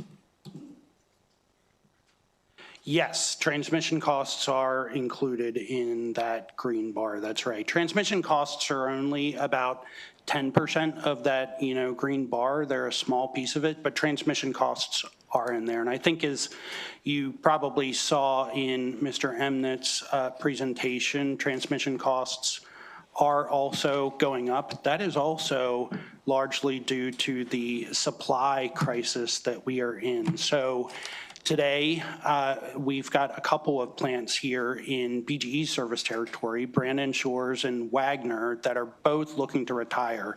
And because we actually would not have enough supply in our service territory or in our PJM zone if those plants retired. We need to build more transmission infrastructure to bring even more supply into Maryland from outside of Maryland. So today, Maryland actually relies on other states and resources outside of the state, outside of Maryland's control, to supply about 40% of our supply needs. That is only going up as we, kind of see more plants retire here in Maryland, and the transmission costs are going up as a result of transmission infrastructure being built. They're also going up because, quite frankly, Maryland customers are actually paying what's called a reliability must run fee right now to a competitive generating company, Talon, to keep both Brandon Shores and Wagner running while the new transmission infrastructure gets built. That charge is about $4 per month on an average BG customer bill alone. Thank you, and I'll leave processing what you're saying, but I guess my follow-up would be, is it true that transmission is a regulated function by BG&E and that costs have doubled from 2020 to 2025? Well, I would not say that, I would not agree that the costs have doubled from 2020 to 2025. It is true that BGE is responsible for electric transmission service in our service territory. That is regulated by the Federal Energy Regulatory Commission. So because it's interstate, it's not regulated by the Maryland Public Service Commission. It's under FERC's jurisdiction. If you go back to the actual customer bill, because there's been a lot of numbers that you've been shown here today. If you go back to this actual customer's bill and you look at the actual supply price on the BGE customer's bill, that it was at one point 12.6 cents, it went to 15.8 cents, or we'll call it 16 cents a month. That 16 cents a month does include a transmission piece. That's actually only about, it rounds up to 2 cents of that 16 cents. It's not the majority of that. So even as transmission costs increase, they're a small portion of that, supply price. The vast majority of that supply price is the generation and capacity prices. Thank you. I'll get with you offline to discuss further so I don't inundate. I know there are a lot of questions, but thank you. And thank you, Tom, for being here as well, too. Thank you. Delegate Foley. Thank you, Mr. Chair. Thank you all for being here. I have two questions, if I may. First one is for Mr. Amnet from Constellation. On your slide on page 10, you list various new energy projects that you're undertaking. Of course, as you mentioned, you have the nuclear power plant at Calvert Cliffs. So you're looking at the nuclear power plant, battery storage, gas-fired generation, so my question for you, sir, is which of these, from your perspective, which of these do you think best meets Maryland's needs going forward? Yeah, it's the storage projects. Maryland, the General Assembly has already decided through the procurement that was mandated that those projects are desired, right? They are wanted and needed by the state, and those are moving forward. So we look forward to participating in that solicitation. These are, the amount that we believe we would be able to provide. Whether we're successful in that solicitation will depend on, are we able to outcompete other folks? We believe in the need for natural gas generation somewhere. Whether in Maryland or not is, again, a question that Maryland is going to need to answer through the permitting process. That CPCN solicitation, again, was for fast track permitting review, not an actual permit. And so we will submit those projects and go through the normal process, and we'll find out whether we get that permit or not. In the longer, on the nuclear side, in the near term, certainly we could pursue the expansion of the existing facilities, the existing units. in the long run, nuclear for the state to align with the carbon goals of the state. We do believe that that is a long-term solution that the state can and should be pursuing, and in fact is, right, through the Next Gen Act and the procurement that was implemented there. As we are, to key off of, I know it wasn't directly related to the question, but connected into the transmission expansion, that is really critical to pay attention to as we're building out these different elements of supply at different points in time. Getting that transmission facility is the Brandon Shores and Wagner replacement facility is really important. There are costs associated with that, right? For that particular project, the initial estimate of $800 million has gone to $1.5 billion, but it's really important, not only for reliability, but also ensuring that the state has other options for meeting those supply demands. So these are the options that we could bring to the state. But that one transmission line is going to bring 3,000 more megawatts of import capability to the state, and so less expensive resources being developed in other states would be more available to the state. It's going to cost about 25% more to build and operate a natural gas power plant in Maryland than in, say, Pennsylvania. But if it is important to the state to construct and operate those plants in the state, we are able to do it. Yeah. Okay, thank you. And that's not true of battery storage, but anyway, thank you for that. My second question is for Mr. Frayne. We heard from my colleague, Delegate Long, about the doubling of the cost of the transmission lines, Brandon Shores. Also, in the slide presentation, it was noted that there was a reduction in load forecast for the BGE region that was in the Constellation slideshow. That also affects, obviously, the amount of money.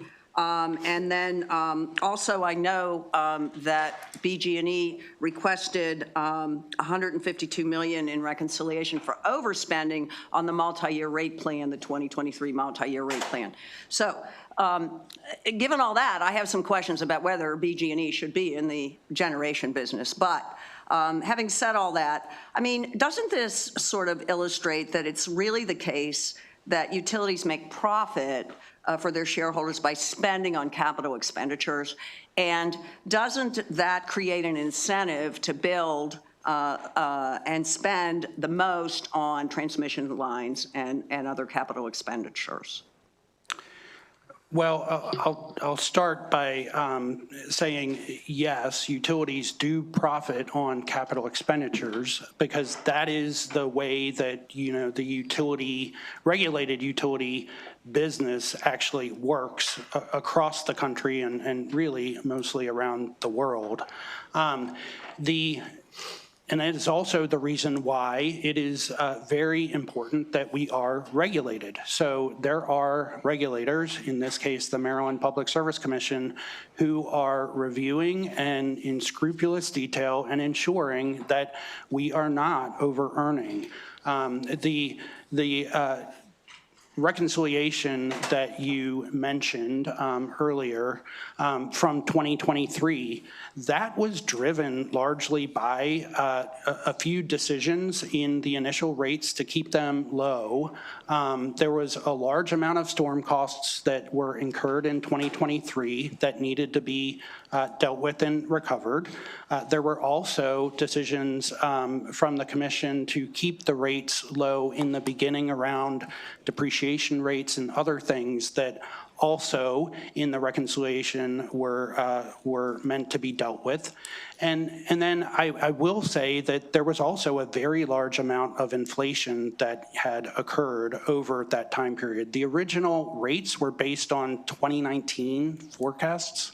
That was pre-COVID, all of the inflation that happened during and after the COVID-era pandemic. And so that was also largely part of it. At the end of the day, the Maryland Public Service Commission actually only gave BGE half of what we had been requesting because the Maryland Public Service Commission, not because they didn't believe that we had incurred costs that weren't prudent or were not necessary, but because they didn't necessarily agree with the timing of when we incurred those costs. That was their decision. At the end of the day, we also know now that multi-year plans do not include any reconciliation. And we're good with that. We are willing to live with multi-year plans that, do not include a reconciliation, as long as we are dealt with fairly and responsibly in that process. I would also just mention, in terms of the question of what Maryland really needs to solve this generation crisis and whether or not the utilities should or could be part of that solution. At the end of the day, as Mr. Emnett actually mentioned earlier in his presentation, there does need to be more competition. And quite frankly, today in Maryland, with the generation markets, there may not be enough. There's not any, so far, there haven't been any entrants who are willing to step in and say, hey, we're willing to build. Constellation responded to those proposals from the commission, the RFP that they issued with 700 megawatts of gas-fired generation. At the end of the day, they're now saying they need $800 million from the state in order to, consider moving forward with those projects. So at the end of the day, the utilities are regulated by the Maryland Public Service Commission. If the state and the General Assembly wants to have actual transparency and control over what additional generation resources get built and how they're built and what those costs look like, the regulated utilities should be part of the solution. Does it mean that regulated utilities should build all of the additional generation? No, that's not at all what we're saying. We're just saying that the state really needs to consider making sure that all options are on the table, because quite frankly, we are in a place here in the state of Maryland where we are on the precipice of very dangerous situations with supply. This past summer, Brandon Shores, one of the plants that is scheduled to retire, actually went offline for a little bit of time during one of the peak summer days due to some operational issues. When that happened, BGE and in our service territory reached a very, very critical, dangerous point where we actually were looking at one point at potentially having to shed load for 200,000 customers in the BGE service territory. We worked really hard and ended up only having to shed load. And when I say shed load, that means customers lose electric service entirely for a period of time. About 4,000 to 5,000 customers in Howard County actually lost their electric service for half an hour due to this outage. That is at the current loads that we have today here in Maryland. That's not with any projections in there. That is how close we are to not having enough supply to meet the demand. It's a crisis, and we do need all options on the table in order to solve this for Maryland. Okay, thank you. I'm not sure that answered my question, but I would also point out on that front, sir, that if you look at the slides from Constellation, again, on page 15, this illustrates that there was a load correction just recently with respect to the PJM. So this whole issue of our demand increasing, I mean, we need to be very careful that we're very clear on what that actually is, and not try to scare people that they're going to lose their electricity based on projections that may or may not come to fruition. Yeah, and I agree. And PJM actually did revise their load forecast recently. Yes. They revised the load forecast down a little bit compared to 2025's forecast, but their forecast is still showing load growth happening all the way through 2030. And again, I certainly don't intend to scare anyone, but I do believe as the regulated utility, it is our job and our obligation, quite frankly, to tell you the truth and let you know that that is how close we were to these problems this past summer at the current loads. Okay, thank you. John, first of all, thank you for being our AV guy. I appreciate it. You have 20 years of experience and you're way overqualified to move the slides for all the panelists, but thank you. I do just want to talk a little bit more about what you were describing from over the summer. You talked about how hard BG&E worked to minimize the disruption. It ended up being a half hour for a relatively small number of customers. Obviously, any second without electricity would be very disruptive for a customer, especially on a blue sky day. Can you talk about what BG&E did to reduce the impact and why you were able to minimize it so much? Yeah, well, there was actual work that we were doing in the field. So we had field workers working feverishly at a substation there at Brandon Shores to try and work with the generating plant to get things back on.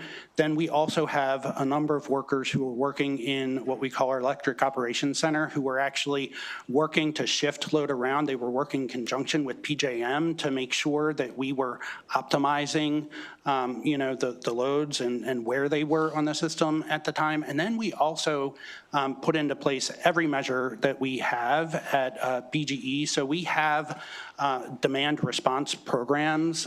You might have heard of peak rewards before or smart energy rewards.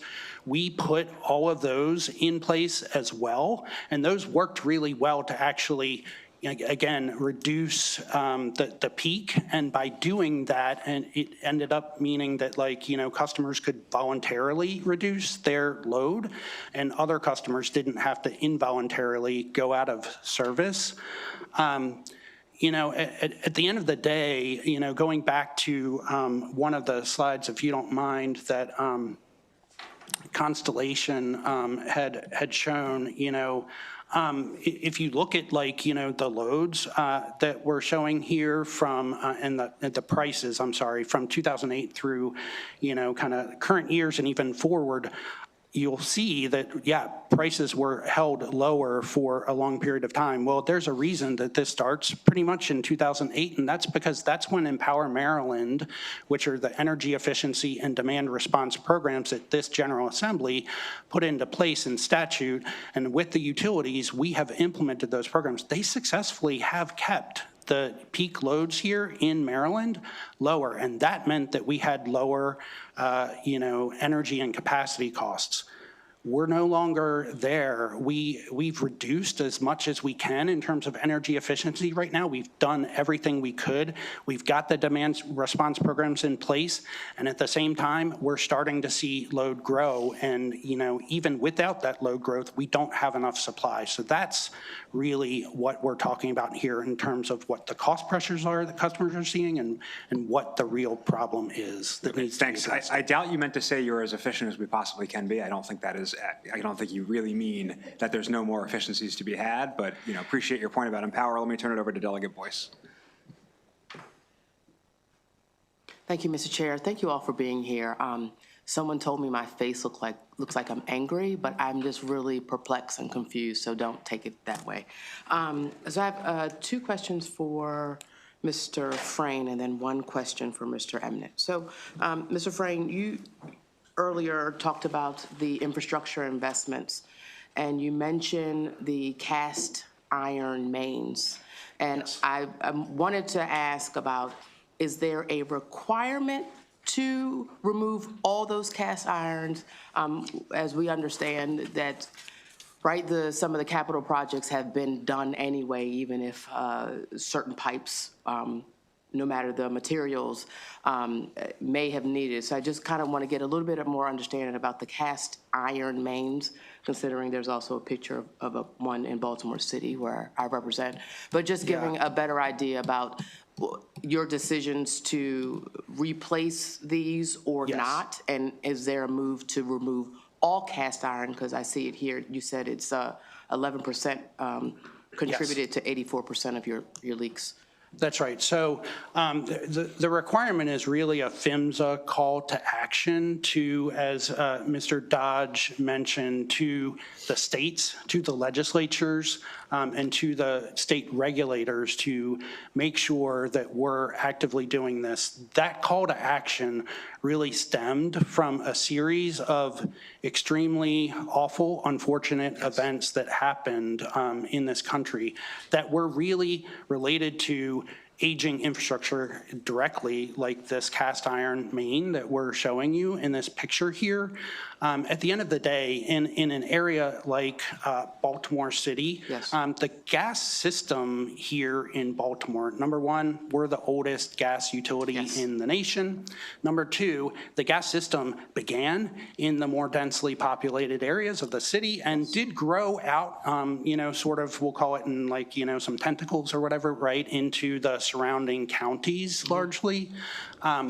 But the cast iron main that we're replacing, that is, it is largely in, older parts of the system, right? It's going to be in the city. And so, in order to do this most efficiently, we are doing a proactive replacement program. That is what PHMSA is called everyone across the country to action to do, is to replace it, because But replace it with what? I'm sorry, sir. to replace it with new materials. It's actually plastic, which, when I think about it myself, I hear plastic and I don't think of plastic as necessarily the strongest material, but this type of plastic isn't the type of plastic that you and I, necessarily are used to. It's very strong, and the reason that this material is the right one to use to be replaced is because of the physical properties of iron and steel versus plastic. If you think about it, plastic, it doesn't degrade, it's not going to erode. The, cast iron and the steel, they do actually kind of, chemically mix with the surrounding So, Mr. Frame, areas. so just to, because I know there's a lot of questions and I want to get Sure. through it. I don't want the chair to give me a look. Sorry. So, in other words, what I hear you saying is that even if there is miraculously some cast iron piping that may be a little bit more well-preserved and may have some more life, you would replace it anyway? No, what I'm saying is that, what PHMSA has said is to replace all of the cast iron because at some point it's going to look like this if it doesn't So today. yes, And this is what I just said. So yes, you would. So what I'm trying to say is that we are doing a proactive replacement program, and PHMSA wants us to, and the STRIDE statute actually says that the state wants us to as well, because that is actually the best thing to do. If we just went out to, repair leaks that were occurring on cast iron main in Baltimore City, we dig up the street for a leak, repair it, leave, pave over it again, and then come back in a couple months because there's another leak. That sounds That's like my street. So that's the thanks, yeah. best case scenario. The worst case scenario is actually with these cast iron mains, what actually happens is you don't normally see these little leaks get detected. There's ruptures, and that is an event that you don't want to ever see happen. And that is why the federal government and states all around the country, Maryland right now, we're not replacing the cast iron main that we have at, an exorbitant pace. We're actually at BGE at a 42 mile per year pace of replacement. New York is almost double that right now. New York, with their aggressive greenhouse gas emission goals, because they understand that replacing the aging gas infrastructure actually meets safety, reliability, and greenhouse gas emission reduction goals all at the same time. Thank you so much. I appreciate that. The second quick question was that you, when you were talking about the couple of the reasons why affordability is up, you mentioned national trends, you mentioned policies for modernization and clean energy, but you also mentioned customer expectation, use and reliability of the services. Can you get into that a little bit more, please? Yeah, sure. So, today, I think if you think about like, a hurricane maybe that came through, and I'm trying to think of a name, maybe Isabel or Irene, something like that, where, there was a really, big storm event here in Maryland. When that storm came through, customers might have been out 3, 4, 5 days in a row, in order to restore all of the customers. Today, if we had an event where, customers were out of power for 3, 4, or 5 days in a row, customers would be up in arms. And that's because the way that we use electricity and need electricity in our lives has completely changed. So today, what's happened is as we've invested in improved reliability in the system, we've got automation technology that today during a storm is able to isolate an outage to a smaller section. If during a storm you see your lights flicker on and off for a couple times or something like that, that's the automation technology on your electric distribution system working to isolate that outage so that you don't have a prolonged outage and it's isolated to just where the event might have happened. So all of those things lead to increased customer expectations, but it's not just an expectation. I think customers look at it as a requirement for daily life. They expect when they plug something in, flip a switch, that the electricity is going to be there. I thought you would talk a little bit more about, I guess, technological use, because we use phones, especially post-COVID. We're on the computer more often, and that's with cloud storage. So I'll get into that. Okay, I appreciate that. Mr. Emnett, you mentioned, and I may have captured this wrong, so please correct me if I did, from Constellation. You talked about you were essentially talking about retirement of other generating facilities, and you said the word forced into retirement due to pricing. Can you talk a little bit more about that? Sure, and this is from that chart which shows the all-in prices for energy and energy and generation over time, which, just to pick up, the reason why it starts in 2008 is not because of a Maryland program, it's because that's the first year the PJM capacity market ran, and you can see that market was very high the first time, and then it drove efficiency, and then you get a few spikes that had to do with kind of aggregate demand and supply conditions, but overall, for the last 10 years, prices have been very low. So we hear, well, capacity prices were $20 and now they're $300. There must be a problem. Yes, there's a bill impact. We need to manage that bill impact. We need to build supply in order to maintain prices over time. But $20 prices tell generators to retire. It tells us we do not need you. And that's what happened, is you've got generation that left the PJM system, 50,000 megawatts of generation over the last 2 decades, because the system didn't need it. What type of generators are we talking about? So we've retired 2 of our nuclear plants. We've retired multiple gas and other fossil plants. A number of coal plants. The Brandon Shores and Wagner retirements were because of financial pressures. There were also agreements with respect to environmental impact. Sure. And we do believe it is important, right, to transition to cleaner supply over time.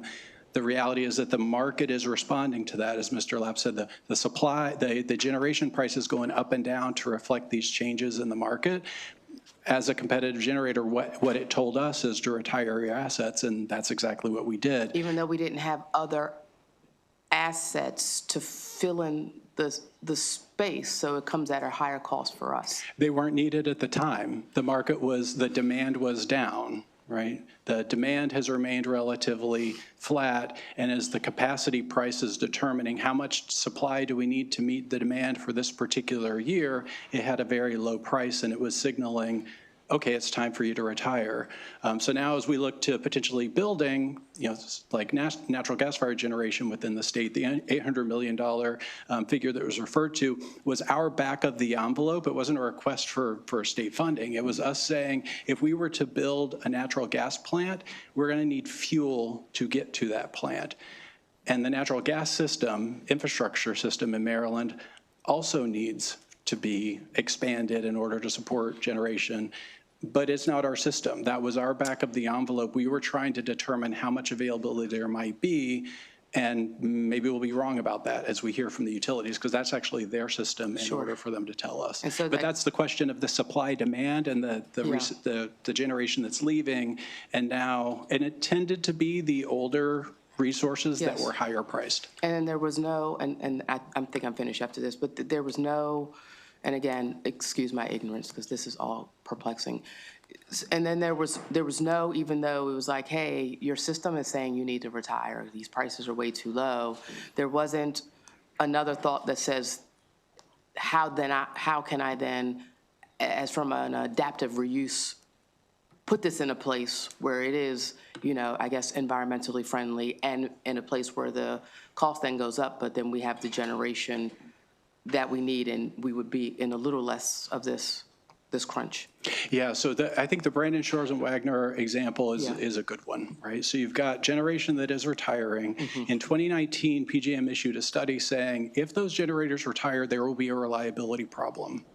But the generator had entered into agreements to retire the coal-fired units, but there was talk of potentially converting them to a different type of fuel. Right. So perhaps natural gas. So that led BGE, the utility, to say, well, I'm not going to build the transmission solution because I don't know whether that generation is going to be available or not. It wasn't well, let's move forward with the transmission in the event that we need it. Instead, it was well, let's wait and see what happens. And that's what resulted in eventually the higher price and the need.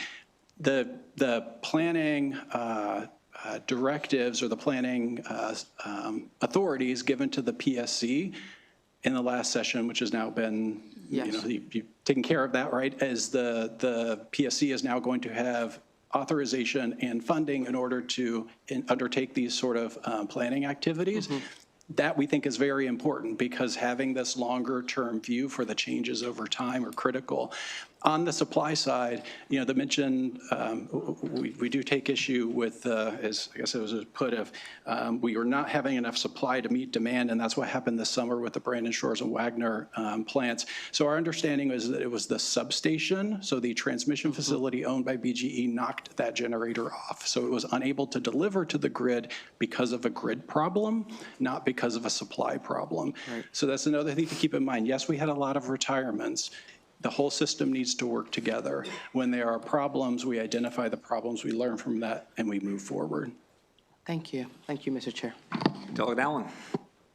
Thank you, Mr. Chair. Thank you, Mr. Chair, and thank you, everybody, for being here. Mr. Frayne, I promise I'm not picking on you, but BG&E serves the people I serve, so we got to, I'm going to keep asking about Brandon Shores because that's an issue that's near and dear to my heart and a lot of my colleagues in Baltimore County as well. So I know we've talked about the cost estimate for the Brandon Shores transmission project and how that has evolved. So again, forgive me, I'm a humble English major, and you guys have thrown a lot of numbers at me, so I'm going to try to work through this. But how much does Brandon Shores megawatt-wise supply right now? Peak, average, whatever. It's somewhere in the 1 gigawatt range. I cannot remember off the top of my head exactly where it is, but yeah. Okay. So the Brandon Shores, the transmission lines, that essentially we're putting that in to replace Brandon Shores load, right? Yes, and to, solve, I think when PJM looks at saying from a regional transmission organization perspective, what they believe is needed for transmission, it's not always to just solve one, thing. It's also to they're looking to solve multiple things at the same time. And so, yes, it is to replace some of the supply that's going to be leaving as a result of those retirements. It's also to handle other issues that they're seeing on the system. So as it's planned right now, the Brandon Shores transmission lines, is that going to be able to carry that 1 gigawatt capacity? Yeah, it will have the capacity to replace it. What it doesn't do is ensure that the supply is actually going to be there. So all that transmission is, right, is a pathway for electricity to travel to get to where the customer or, whoever it is that's going to use it is. At the end of the day, there also has to be a generator of the electricity at some point in time, right? And so the issue right now is that we can build transmission, and that is one solution, but it is also a solution that, means that we're kind of putting Maryland's eggs into a basket of other states and assuming that those are going to be there when we need them. So piggybacking off of that, I know you've talked about wanting to build generation Exelon wants to build generation again?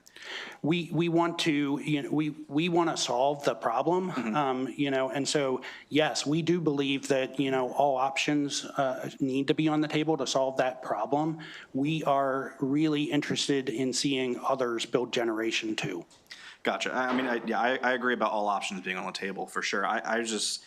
What is the mechanism? Is there a mechanism already for you to petition the PSC to build generation, or is this something that requires legislation?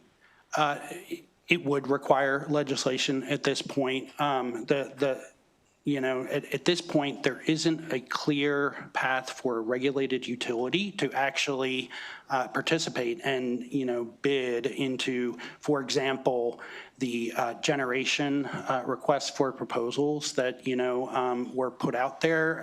In October, the commission issued a request for a proposal on additional generation resources based on the Next Generation Energy Act. There's also going to be, an eventual solicitation for transmission-connected battery storage. The way that those laws were written specifically preclude, although they don't explicitly say no regulated utility can participate, the models that are embedded in there do not allow for the regulated utilities to participate. Okay, and then, sorry, one final question, if I may, Mr. Chair. I know we mentioned Potomac Edison as well, and just, I'm not going to make you scroll through the slides anymore. You've done enough of that. But I think the Potomac Edison rates for their ratepayers are 30% below the rest of the state. How is that? How are they pulling that off if this is a nationwide supply issue? Yeah, so Potomac Edison, and I don't want to necessarily, I'll give you what I understand. I obviously am not, completely familiar with Potomac Edison, but they have not filed many rate cases here in Maryland, in the past couple decades, I'll say. That's because they've got a small service territory here in Maryland. They've got large amounts of service territory in other states. Their territories here in Maryland are not necessarily in areas of the state that are looking for, all of the same policies in terms of grid modernization. Potomac Edison doesn't have smart meters even right now, so they can't, allow their customers to participate in certain things. They've not quite had the same ability to do other things like time of use rates because they just don't have the underlying kind of infrastructure in place to be able to do that. And that has kept their rates low, but it also means that, there's realities of what they're able to give their customers in terms of service today. All right, thank you. Delegate Baylor. Thank you, Mr. Chair, and thank you all for being here today. I think this is the first of our 10th utility briefing, but I just have a few questions because I think one of the through lines that we've heard is that there are short-term needs and then there's very long-term needs. I think I want to focus on the short-term first, and I guess my question is to you, gentlemen from Constellation.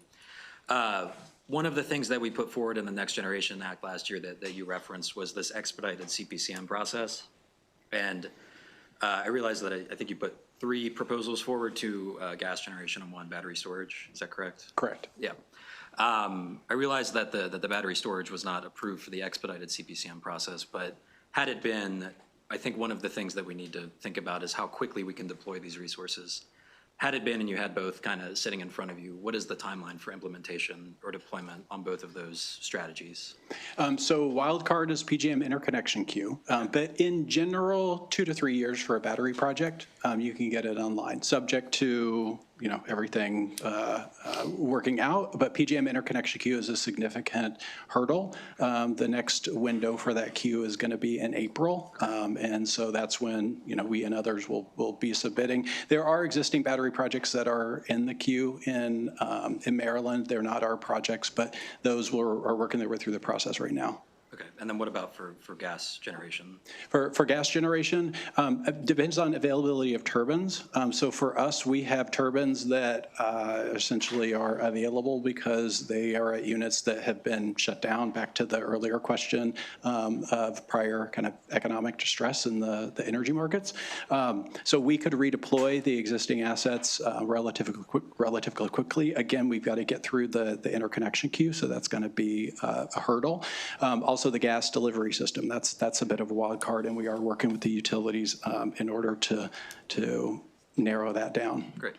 And then I guess in that point, what is going to be the primary funding source for one of those new gas plants, or how are you thinking about funding and financing the potential new gas plant in the state? Those would be entirely through market revenues. Okay. Yeah, I mean, that is the model that we are pursuing. Unlike the storage solicitation, which contemplates, contracts for that, that doesn't exist on the gas-fired generation side. And so we're needing to line all of that up. Okay.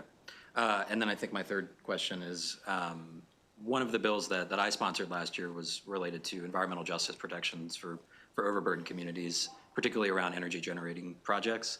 I think when we look at the potential site in Perryman, there are significant concerns there related to the overburdens that community is already facing. I'm just wondering, as we as a committee kind of think longer term about those protections, and I know there's some pending legislation this year, what are you guys already doing to coordinate with those communities, and what is your plan to help alleviate any of that pressure on those surrounding communities? Yep, that's right. So if we were to move forward, so we have an existing project at Perryman, and so that's why it's a potential site for further development, because it's a site that we already own. But that would be done in collaboration and conversation with the communities and with the regulators, right? The CPC and solicitation, as I mentioned earlier, is not a permit. It's saying you can move through that permitting pathway faster, which means that the collaboration and coordination between all the various state agencies and the communities, the state has said we want that to move a little bit faster than it otherwise would, but you're going through all of the existing processes, doesn't change anything in that regard. Okay, thank you. And can I have one more question? My fourth question, I'm sorry. To distribution, Exelon, I just wanted to reference that August event one more time. Are you saying that was completely a supply problem, or could you help me understand and help the committee understand? Yeah, no, I was not trying to say that was driven by a supply problem, but what it did do is reveal, I think, and maybe open some eyes towards how close we are to not having enough supply. So what I was saying there was that operational event that happened where Brannon Shores, that plant, was offline for a certain amount of time. That tells you how close Maryland is right now to not having enough supply. It also tells you how important it is to actually invest in the distribution and transmission infrastructure that we have here to make sure that the grid is reliable and resilient and can, withstand, equipment failing. The distribution system is just like, kind of a car. You're driving along and you think that the car's running well, and, all of a sudden, you hear a noise and you need to get it fixed. If you don't actually, invest in, getting it fixed in, real time, and you just sort of say, okay, we're just going to keep going along and, kind of hold, our not spend the money at this point, you're eventually going to get to a point where the car isn't, kind of not just kind of making noise, but it's just going to stop on you. And, that's why it's really, really important to keep investing into the, reliability and resiliency of the distribution and transmission infrastructure at the same time as addressing, supply and generation needs, as Mr. Emnett was saying earlier, too. Thank you. Thank you so much. Vice Chair Guyton now presiding as chair for Chair Corman. I do have the gavel, even though I'm not changing seats if things get out of control. But I need a bigger gavel. Delia Naraki.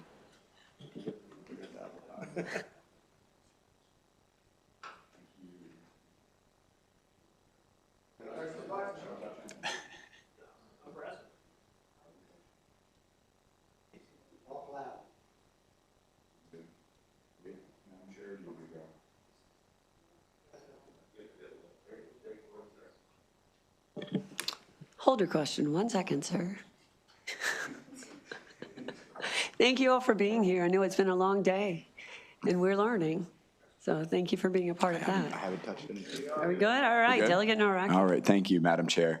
Madam Chair, I just have 2 questions with 17 sub-questions. Is that okay? No, I'm just- Where's my bigger gavel? I'm going to kind of piggyback on my colleague from Eastern Baltimore County, Delegate Allen, with a question for Mr. Frayne. We've had some discussion here, and I think in some of your remarks, you talked about supply rates, and I want to get it right. So the supply rate has increased to about 16 cents is what I heard. First of all, I just want to make sure that I'm getting that correct. Is that what I heard? Yes, Okay. it was 16 cents. And I've been at BGE for, about 20 years now. I've never seen it that high. That was going to be my next. So, I got a call yesterday from a church in Eastern Baltimore County. Their electric bill is $34,000 this month. It's just, that's unheard of. It's unsustainable for any kind of organization. So I want to know, is that 16 cents a typical rate that we would historically see, or is that something that is not typical that we would historically see in the marketplace? Yeah, so that 16 cents per kilowatt hour is the residential electric rate, and I have not seen that that high in my 20 years here at BGE.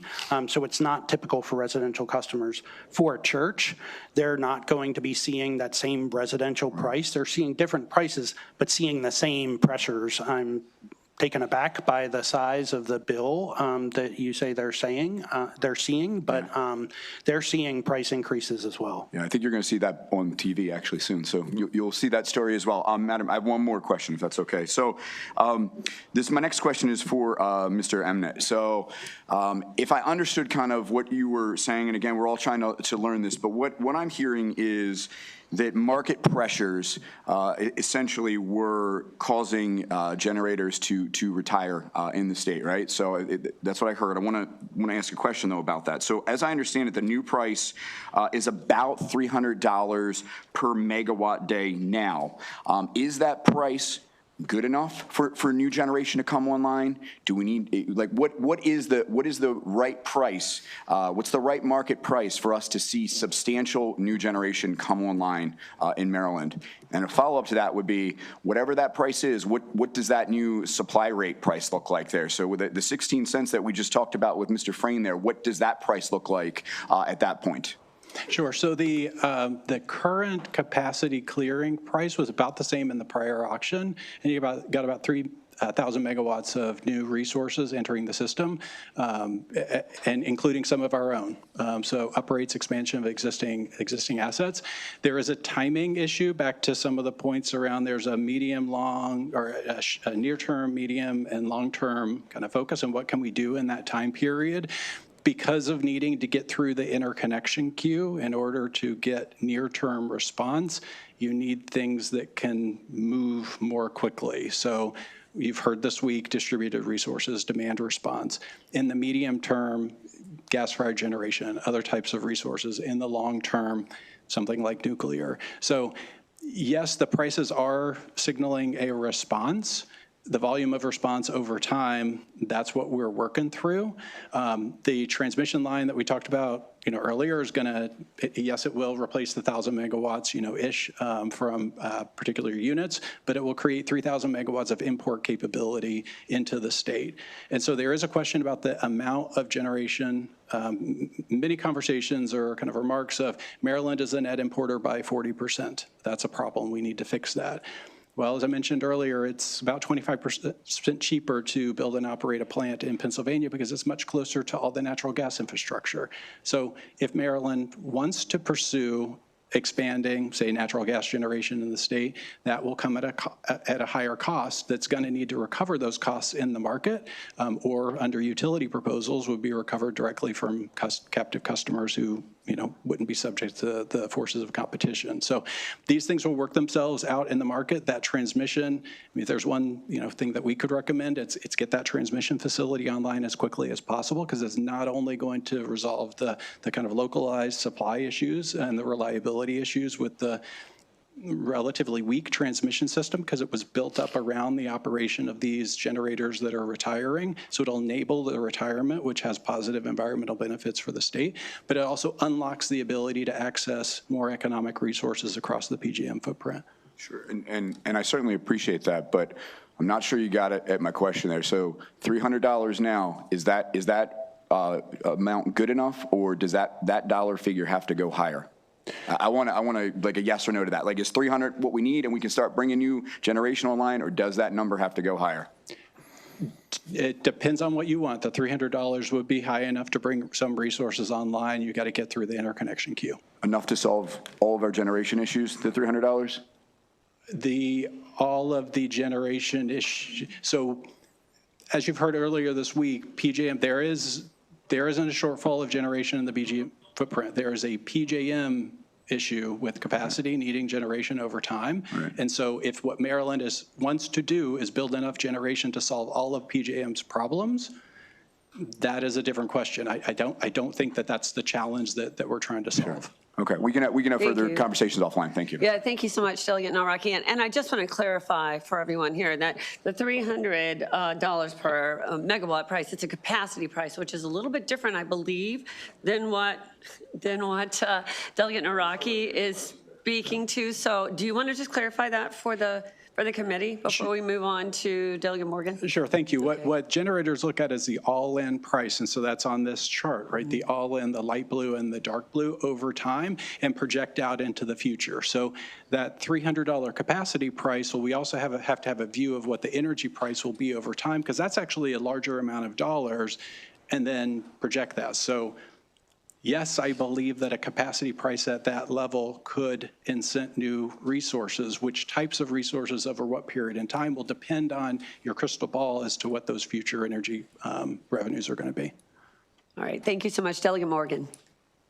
Thank you, Madam Chair. Damn, I don't even know where to start right now. Quit laughing. So, Mr. Frey, let me ask a question. Didn't Exxon last year support SB1?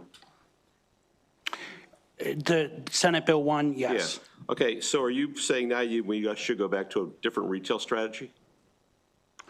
Or you still support the SB1 concept? I did not say anything about the, retail supply market. So, in part, what Senate Bill 1 did was put some consumer protections in place for residential customers who were seeking alternative supply. We were supportive of those additional customer protections because, quite frankly, on BGE customer bills, not from all suppliers, but from some suppliers, they were taking advantage of customers, and we were seeing some customers being charged exorbitant prices. So, yes, we were supportive of, putting in place those customer protections in SB1 so that, our customers wouldn't be subject to some of that exorbitant pricing. Okay, thank you. Mr. Ebnett, let's talk about this. You had just made a comment that it's 25% more expensive to build in Maryland versus Pennsylvania because Pennsylvania has a natural gas supply. Does Maryland have a natural gas supply that can be tapped into to build, or is it going to be dependent on bringing stuff in from Pennsylvania? We have requests into the utilities for those natural gas generation projects that we've talked about. We have requests in the utility to understand the extent to which, if at all, the natural gas system needs to be expanded in order to serve natural gas generation, which could be locational to our project. It could also just be in Maryland. So the way that the gas system works is that there's think of it like a highway system of pipelines, and then there are local roads that are the delivery systems that the local utilities tap into.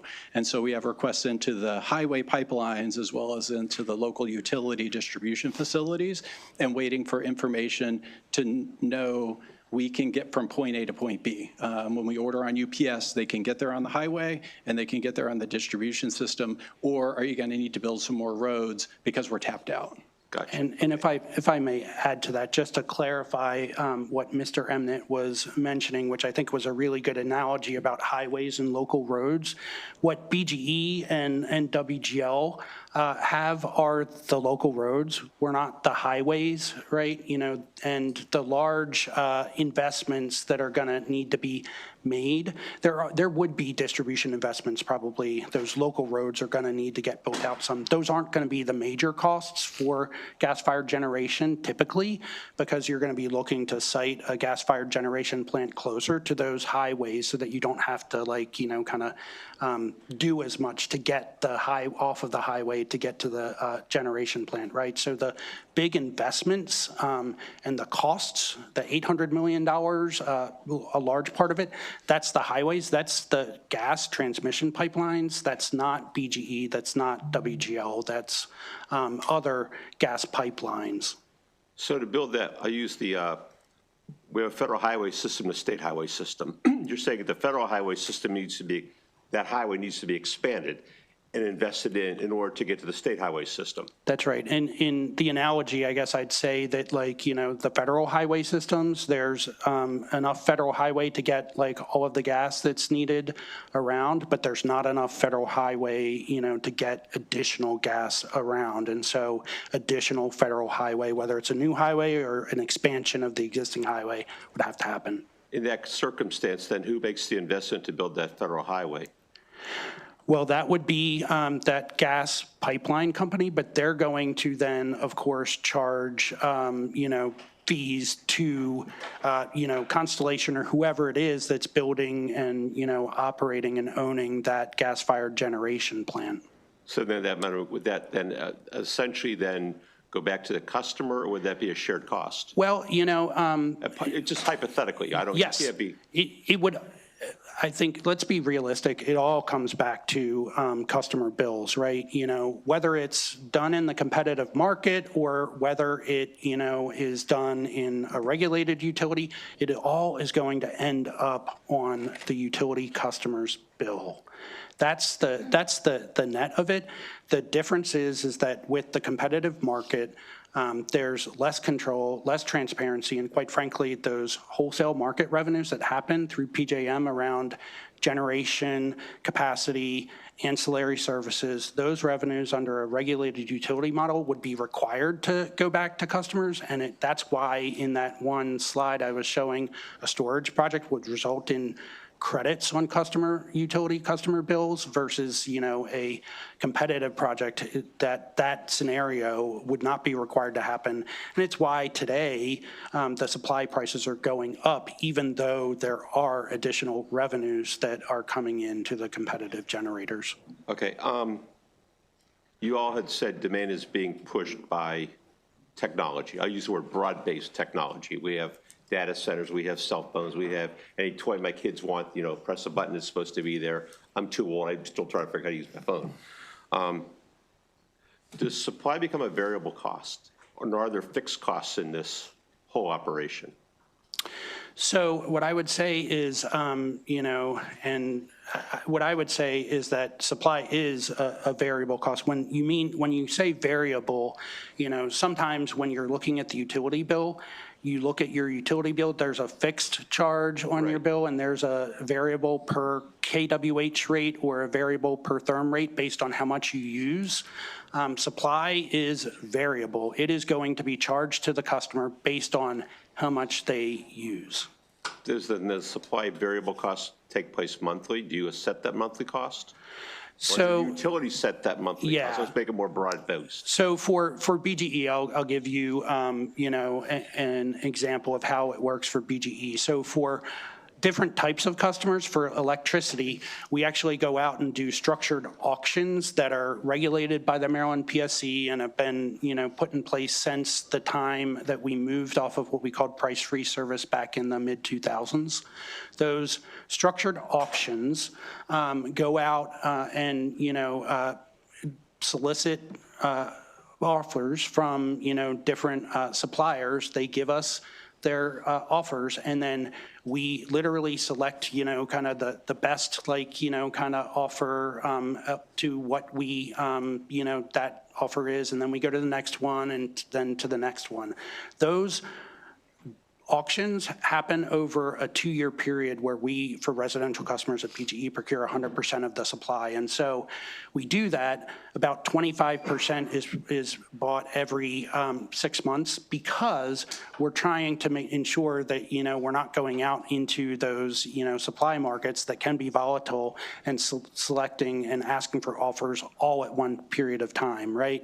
For commercial customers, we do it on a different timeline for them. And for your largest commercial and industrial customers, we go out every 3 months and do it. They're much more educated in terms of, kind of what they're able to do. And so those commercial customers are able to go out and, shop just like residential customers are. And, if they're able to find every 3 months a better offer than what, we can get, what we get through the SOS auction, then, they can do that. Gas, on the other hand, does change every month.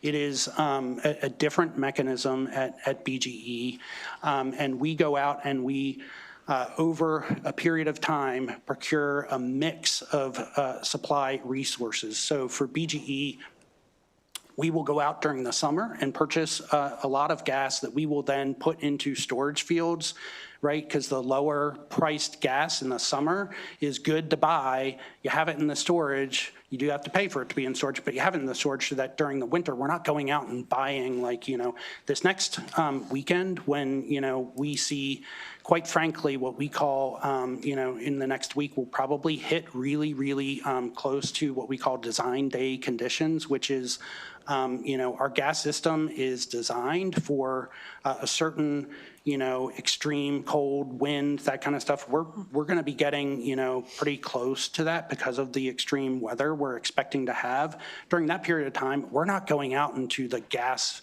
markets to purchase gas, quite frankly, because there may not be gas to purchase there. Mr. Frank, you have far more information. Sorry. No, yeah. we love it, but Yeah. I'm not sure we can Take it in. I'm sorry. actually understand all of it right now at this one sitting. So I really appreciate that. I would ask you just in the interest of time, and we have several delegates who want a second question, which because this information is so important for us to understand, we're going to let them do that if you all are amenable to hanging around for a moment.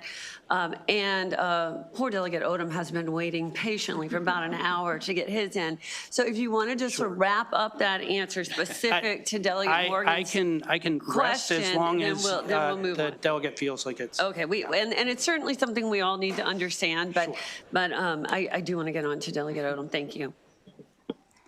Thank you, Madam Chair. But actually, he's answered a couple of my questions in the dialogue.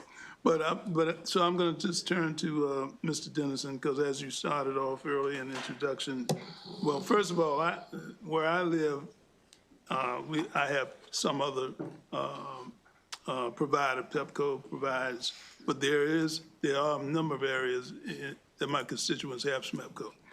And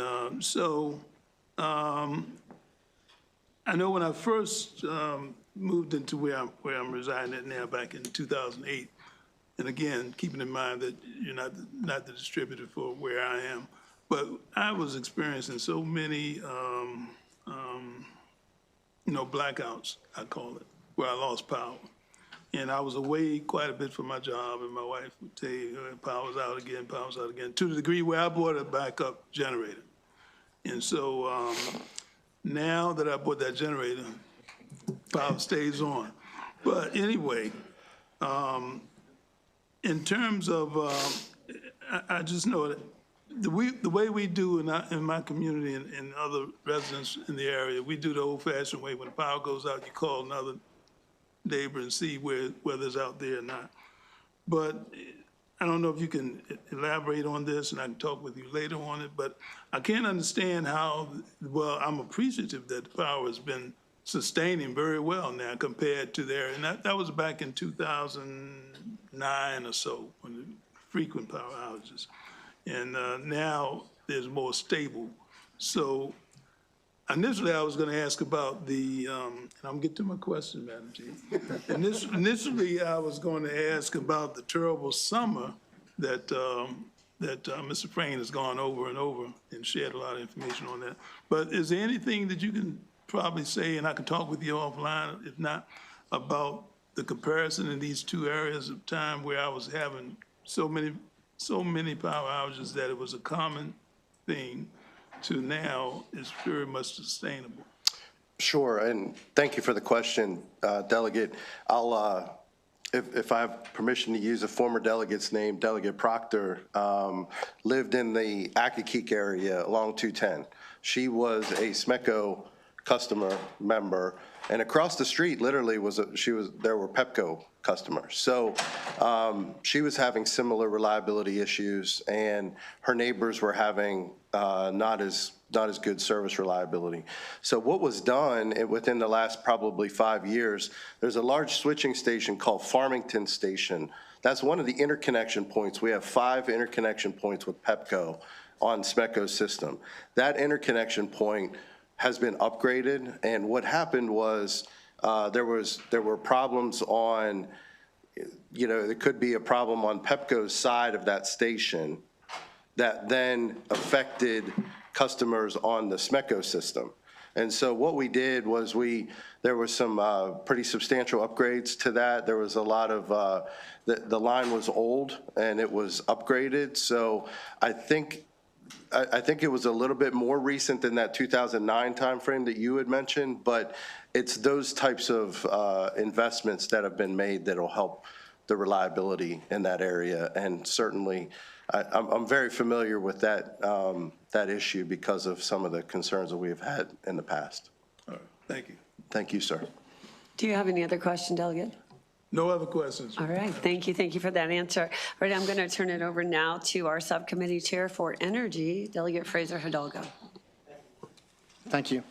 I know it's been a long day. Thank you all for coming out. I know you got a lot of questions, and I have a few more. So if you could bear with me, that'd be great. Mr. Frayne and Mr. Eminent, these are probably going to be mostly for you. That doesn't mean the rest of you can run away. You're going to have to bear it. I'm sorry, but just a couple of things. I noticed that there was a lot of conversation about the need for new generation.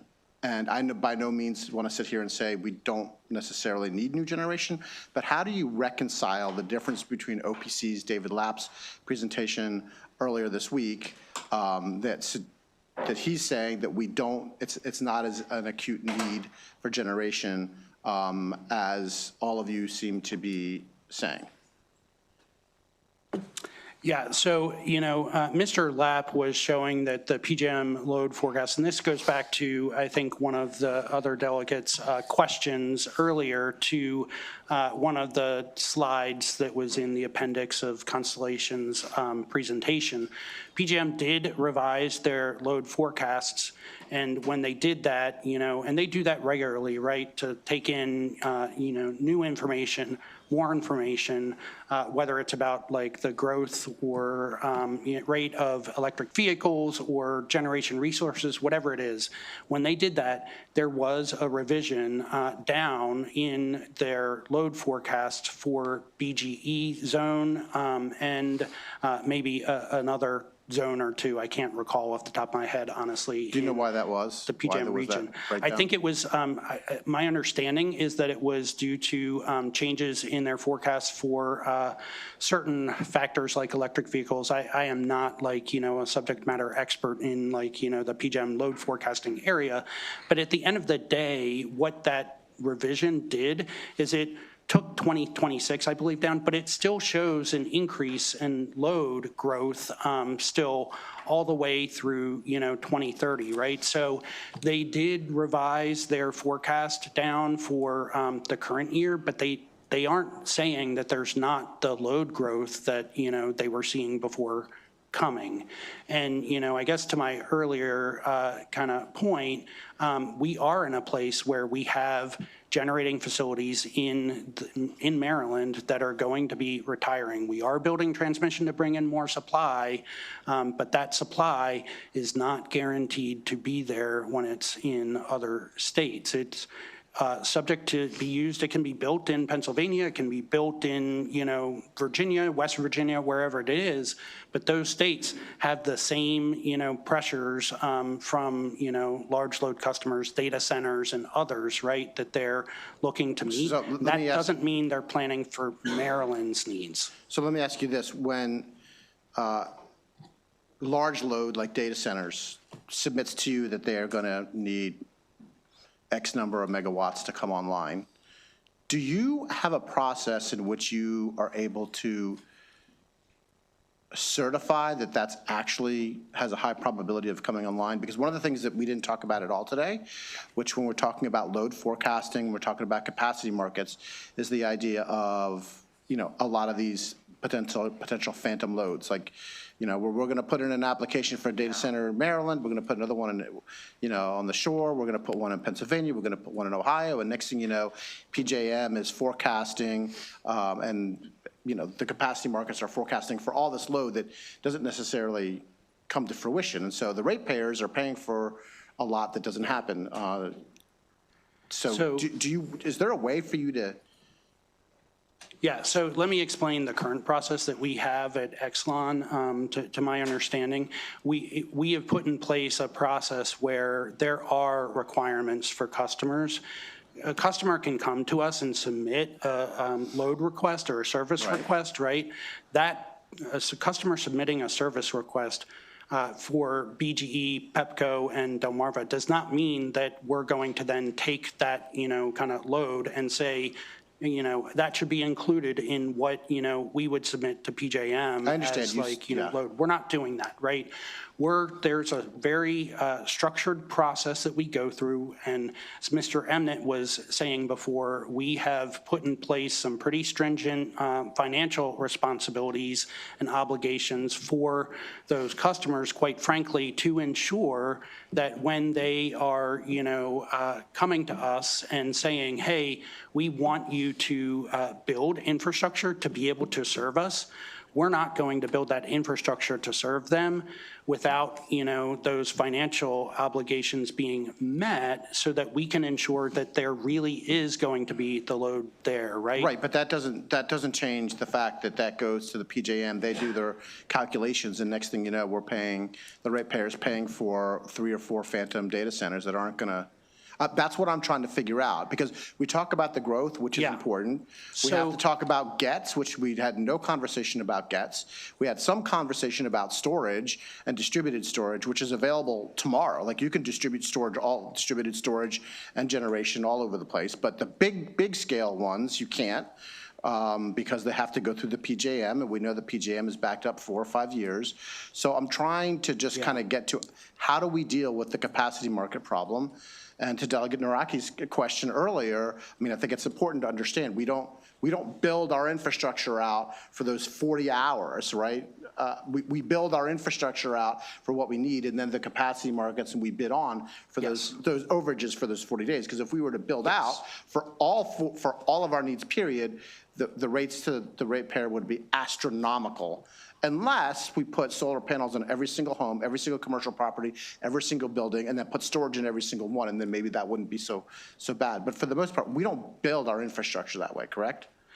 So, right. So the way that we are approaching it at Exelon, because we have a number of different utilities, we're actually doing what we call cluster studies now. And so we are telling all of these large load customers, if you want to come into any of the Exelon service territories, you have to come and bid and put your application in for a cluster study so that we are sharing everything across the utilities, obviously in a confidential way, and handling, private information and businesses appropriately. But that way we understand, right, whether or not there's a similar customer coming to, BGE and PEPCO or BGE and PECO in Philadelphia. Yeah, I understand that piece.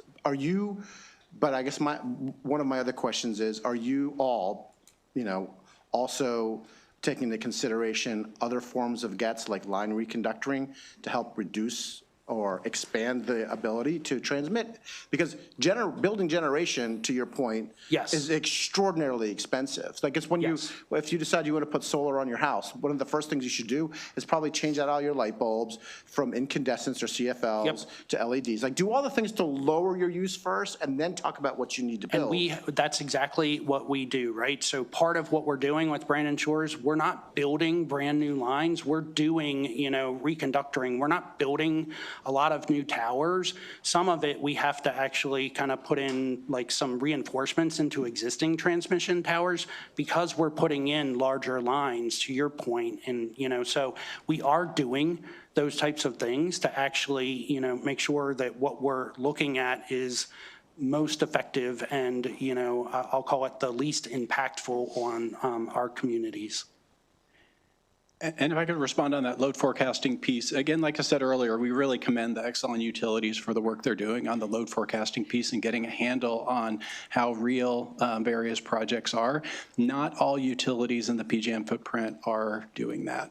And you see that in the load forecast, the adjustment that just occurred. Right. The reduction is the size of Pittsburgh that came down year over year in reduced demand projections.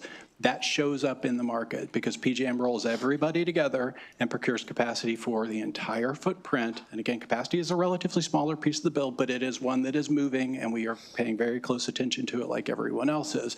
But getting these load projections tighter is critically important. And then unlocking the ability of demand response, distributed resources to respond in the near term because it's going to take longer for that larger infrastructure to be built. And then getting really specific about the larger infrastructure that's being built. There was a question earlier about, does an existing law allow the utilities to build generation? The existing utility code does say that the PSC can allow or require the utilities to build generation, own, operate, construct generation in order to meet the state's energy needs. We have not seen proposals coming in from the utilities. That would require a demonstration as to the costs that are going to be incurred by the customer, why that generation is being built, for what purposes, and who is paying for it. We have not seen those. If we are building generation, we do it at the risk of our shareholders. We try and seek long-term contracts to support that. If we can't, back to the question earlier, we rely on the market to do it. We're not seeking for other people to pay for it. So, Mr. Eminent,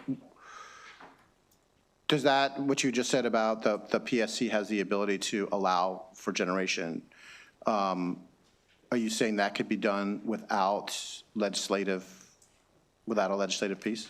That's our read of the statute. And what about storage, like battery storage? I believe if the phrasing right is own, operate, construct, own, and operate facilities for the production of electricity. I can get the exact statutory language. I'm not sure if you could put a storage device in there or not, but we can take another look at it. Okay. And then, Mr. Frame, I know you had mentioned, I've had several conversations with Potomac Edison on smart meters. Is there not a way to get around the fact that Potomac Edison doesn't have smart meters to do a lot of what we're talking about when it comes to distributed TOU VPPs? Because I've had several conversations with them. Acronym, sir. Virtual power plants, time of use rates. Yeah, I think there's certain things probably that could be done, but at the end of the day, in order to actually get the full value that you'd be looking for from a lot of those, types of things, whether it's virtual power plants or other new TOU technologies, TOU, those types of things, you're going to need smart meters that can give you more information. And quite frankly, it's not the utility that necessarily needs the information, it's customers who need the information to be able to understand how to change their behavior, how to use the electricity differently, right? And, if I may, just in kind of responding to your previous exchange with Mr. Emnett, and I just completely lost my train of thought. Probably about storage. Is that what you're going to say, storage or generation? Yeah, I don't. Okay, well, but we can thank take it you. offline. It's late in the day. Yeah, I mean, We I have a understand. lot more questions, as you can see. I just, a lot, but we can take it offline. I don't want to take up all the. I appreciate that. I'll take you up on the offer. And we really do appreciate your time. I want to say to the members, I know we're all really tired and our brains are quite full at this point. However, it is very valuable to us to have these experts sitting in front of us in a public forum. And if you have questions, now would be a great time to ask them. So I'm going to give you all just a second to think before we release them. Does that mean I can keep asking questions? Maybe a few, not the whole list. But I'm going to throw one in, and when I'm done, if anyone else has a question, then feel free to ask it. Let's try to limit it, though, because it is getting up to the end of the day. And my question is for Mr. Emnett. I want to talk a minute about SB 1. Okay, you did mention that because of SB 1, and we've heard this from other retailers as well, and we've all seen the letter that was sent out to many of our constituents saying that they would no longer have choice of service, that you were unable to continue that practice in Maryland. Could you say a little bit more about what it was about that legislation that caused you to withdraw from the market, and what we might be able to do, let's just say short of repealing the entire bill, that would make it worthwhile for you to come back into that and other retailers to come back into it to provide a little more competition? Sure, really appreciate the question. Thank you. There were multiple elements of SB 1 that, kind of to the point earlier, were very well intentioned. There were practices that were occurring in the retail market that should not have been occurring. Our company does not engage in, but they were occurring. And so we understand that and support those elements of the bill. Other elements, such as the requirement or the limitation, the inability to have an offer exceed the 12-month trailing average. You're looking back in time and what was the cost in the past or the price in the past, you can't offer for going forward. Well, as we've seen in a volatile market where prices are going up and down, that's very difficult for us. We offer different terms, 12, 24, 36 months. That's one of the value that customers get out of the competitive retail market. As we heard earlier, the default supply moves around every 6 months. That's then putting the customer at risk of these volatile moves. So think about a variable rate versus a fixed rate mortgage. You can get a lower rate for the variable rate, but you're taking on the risk. Your rate's going to be a little bit higher for the fixed rate, but you get value out of that, and in fact, value over time. And so there are instances, we actually had some customers that were under a former plan, it was called Smart Switch. We paid attention to what our rate was compared to the default rate, and we would move people back and forth depending on whether we could save them money. There was this moment in time where the calculations worked that we could switch customers back, and then we had to move. We could provide them service at a lower cost, and we had to move them back. So that's what happens in the competitive retail market, and that was a provision that, again, it was well intended. We understood why it was there. Mechanically does not work. There are other elements, say consolidated billing, so having mechanisms to be able to save costs when you're providing bills to the customers in collaboration with the utilities, provisions around that are difficult to manage. But I'd say by far the largest was the 12-month trailing average. In terms of looking forward, we've really focused on our understanding of the concern was around customers who are potentially at risk of not understanding the commitments that they're entering into. I guess I'll say it that way, right? Not everybody really wants to pay attention to their electric bill, right? They just want to pay it over time. Some customers are very interested in that, and some customers want alternative products. They want clean products. They want to do something like a storage, a distributed resource, or solar panels, and have a more innovative product. So the ideas that we are offering is, okay, well, let's maybe, if we don't want to do a full repeal, right? Let's focus on those customers that are more engaged with their supplier and identify products that would not be subject to the requirements of SB1 because you've got the more sophisticated customer who understands, is choosing the alternative arrangement for that particular reason. I know other suppliers have other ideas. That's the one that we've been focused on. But again, I think some ability for customers to have choice. How exactly that's structured, I'm happy to work with you, but right now there are 0 competitive offers in the market. Right. Thank you so much, and that's the motivator for that question. Madam Vice Chair, if I may, I recall now what I was going to respond to with Delegate Fraser. Well, I'm going to cut you off for 1 second because I believe he actually has another question for you. So I'm going to turn it back over to him, and you can have this conversation. Okay. Sounds good. No? Good. All right. I guess one of my follow-up questions is there was a graph earlier that was, like Mr. Frayne, that you had about affordability projections. So I guess my question to you, I think you called it the Affordable Energy Act graph. Is that right? Yes. So if they come in under, is your plan to refund any of the ratepayer money that's paid out? Right. So, what would happen here in this graph, what this is showing is the, regulated utility model, how it worked before deregulation and how it would work today, where, we would construct or, put in place, we'd actually be using likely a third-party developer for like these facilities, like battery storage, something like that. So it would be the competitive market that we'd be working with to do it and partner. But, the prices that you're seeing here in terms of the charges that would be on the average residential customer bill, the prices are all in. The regulated utility model is a cost of service model. So it's, whatever the cost is there, but the revenues that are coming from other sources like the PJM wholesale markets are also there. Those revenues are what are driving those credits. And that is also part of what I was going to mention before in your question to, Mr. Emnett. Yes, some could read the current statute that there is the ability potentially for the commission to direct or approve utilities to build and own generation. But we all know that was left there at the time of deregulation just in case.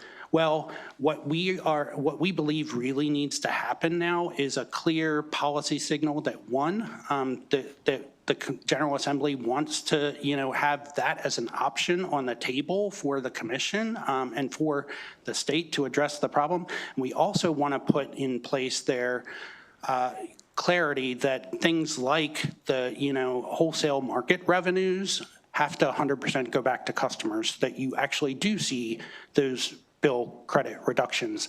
What that would also do is make it completely transparent for anyone else that when a regulated utility enters something like this, which is actually done in a lot of other states around the country, including states in the region, in Virginia, for example, regulated utilities still are able to own and operate generation. It's transparent, and their customers are actually seeing where capacity price increases have led to a $20 per month increase on BG residential customer bills.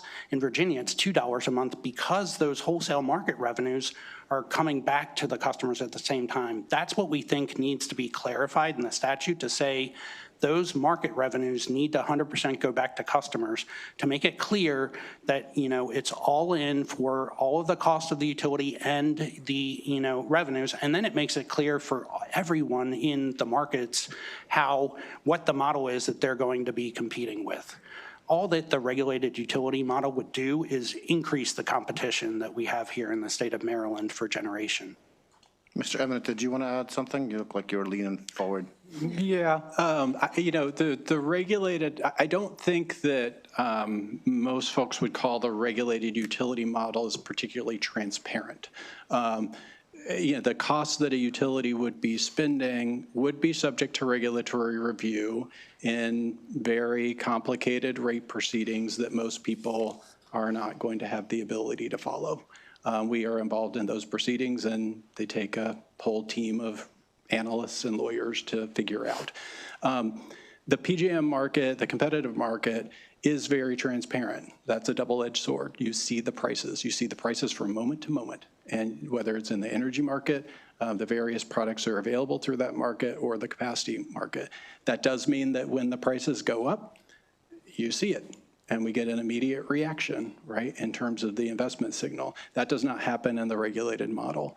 The Dominion example, Virginia example that was just given, the savings that Dominion is seeing, our understanding from, again, digging through, a bunch of regulated dockets, is that that's long-term contracts that the utility entered into. Yes, some of it is its own generation, but they entered into long-term contracts that hedged the risk for their customers over time. That does not happen in Maryland now, as was described earlier. Instead, it's a 6-month to 6-month to 6-month procurement, leaving the customer exposed to that risk. Yeah, I mean,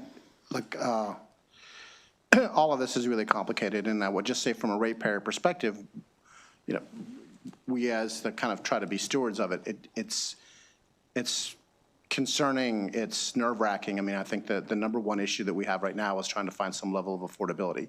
And I think there's a significant amount of blame to be pushed onto the PJM and capacity markets as a result of what's going on. And I'm not saying we don't need generation, but the idea of generation and storage starts to get concerning when you see, what happened in Georgia with, a nuclear power plant that was 2.5 times over budget, or transmission lines here that double budget, or, a lot of those things. I've been a very big fan and worked very, very hard to get the utilities and the ability to electrify and do. Delegate, you want to form this in the form of a question? Yeah, I'm getting there.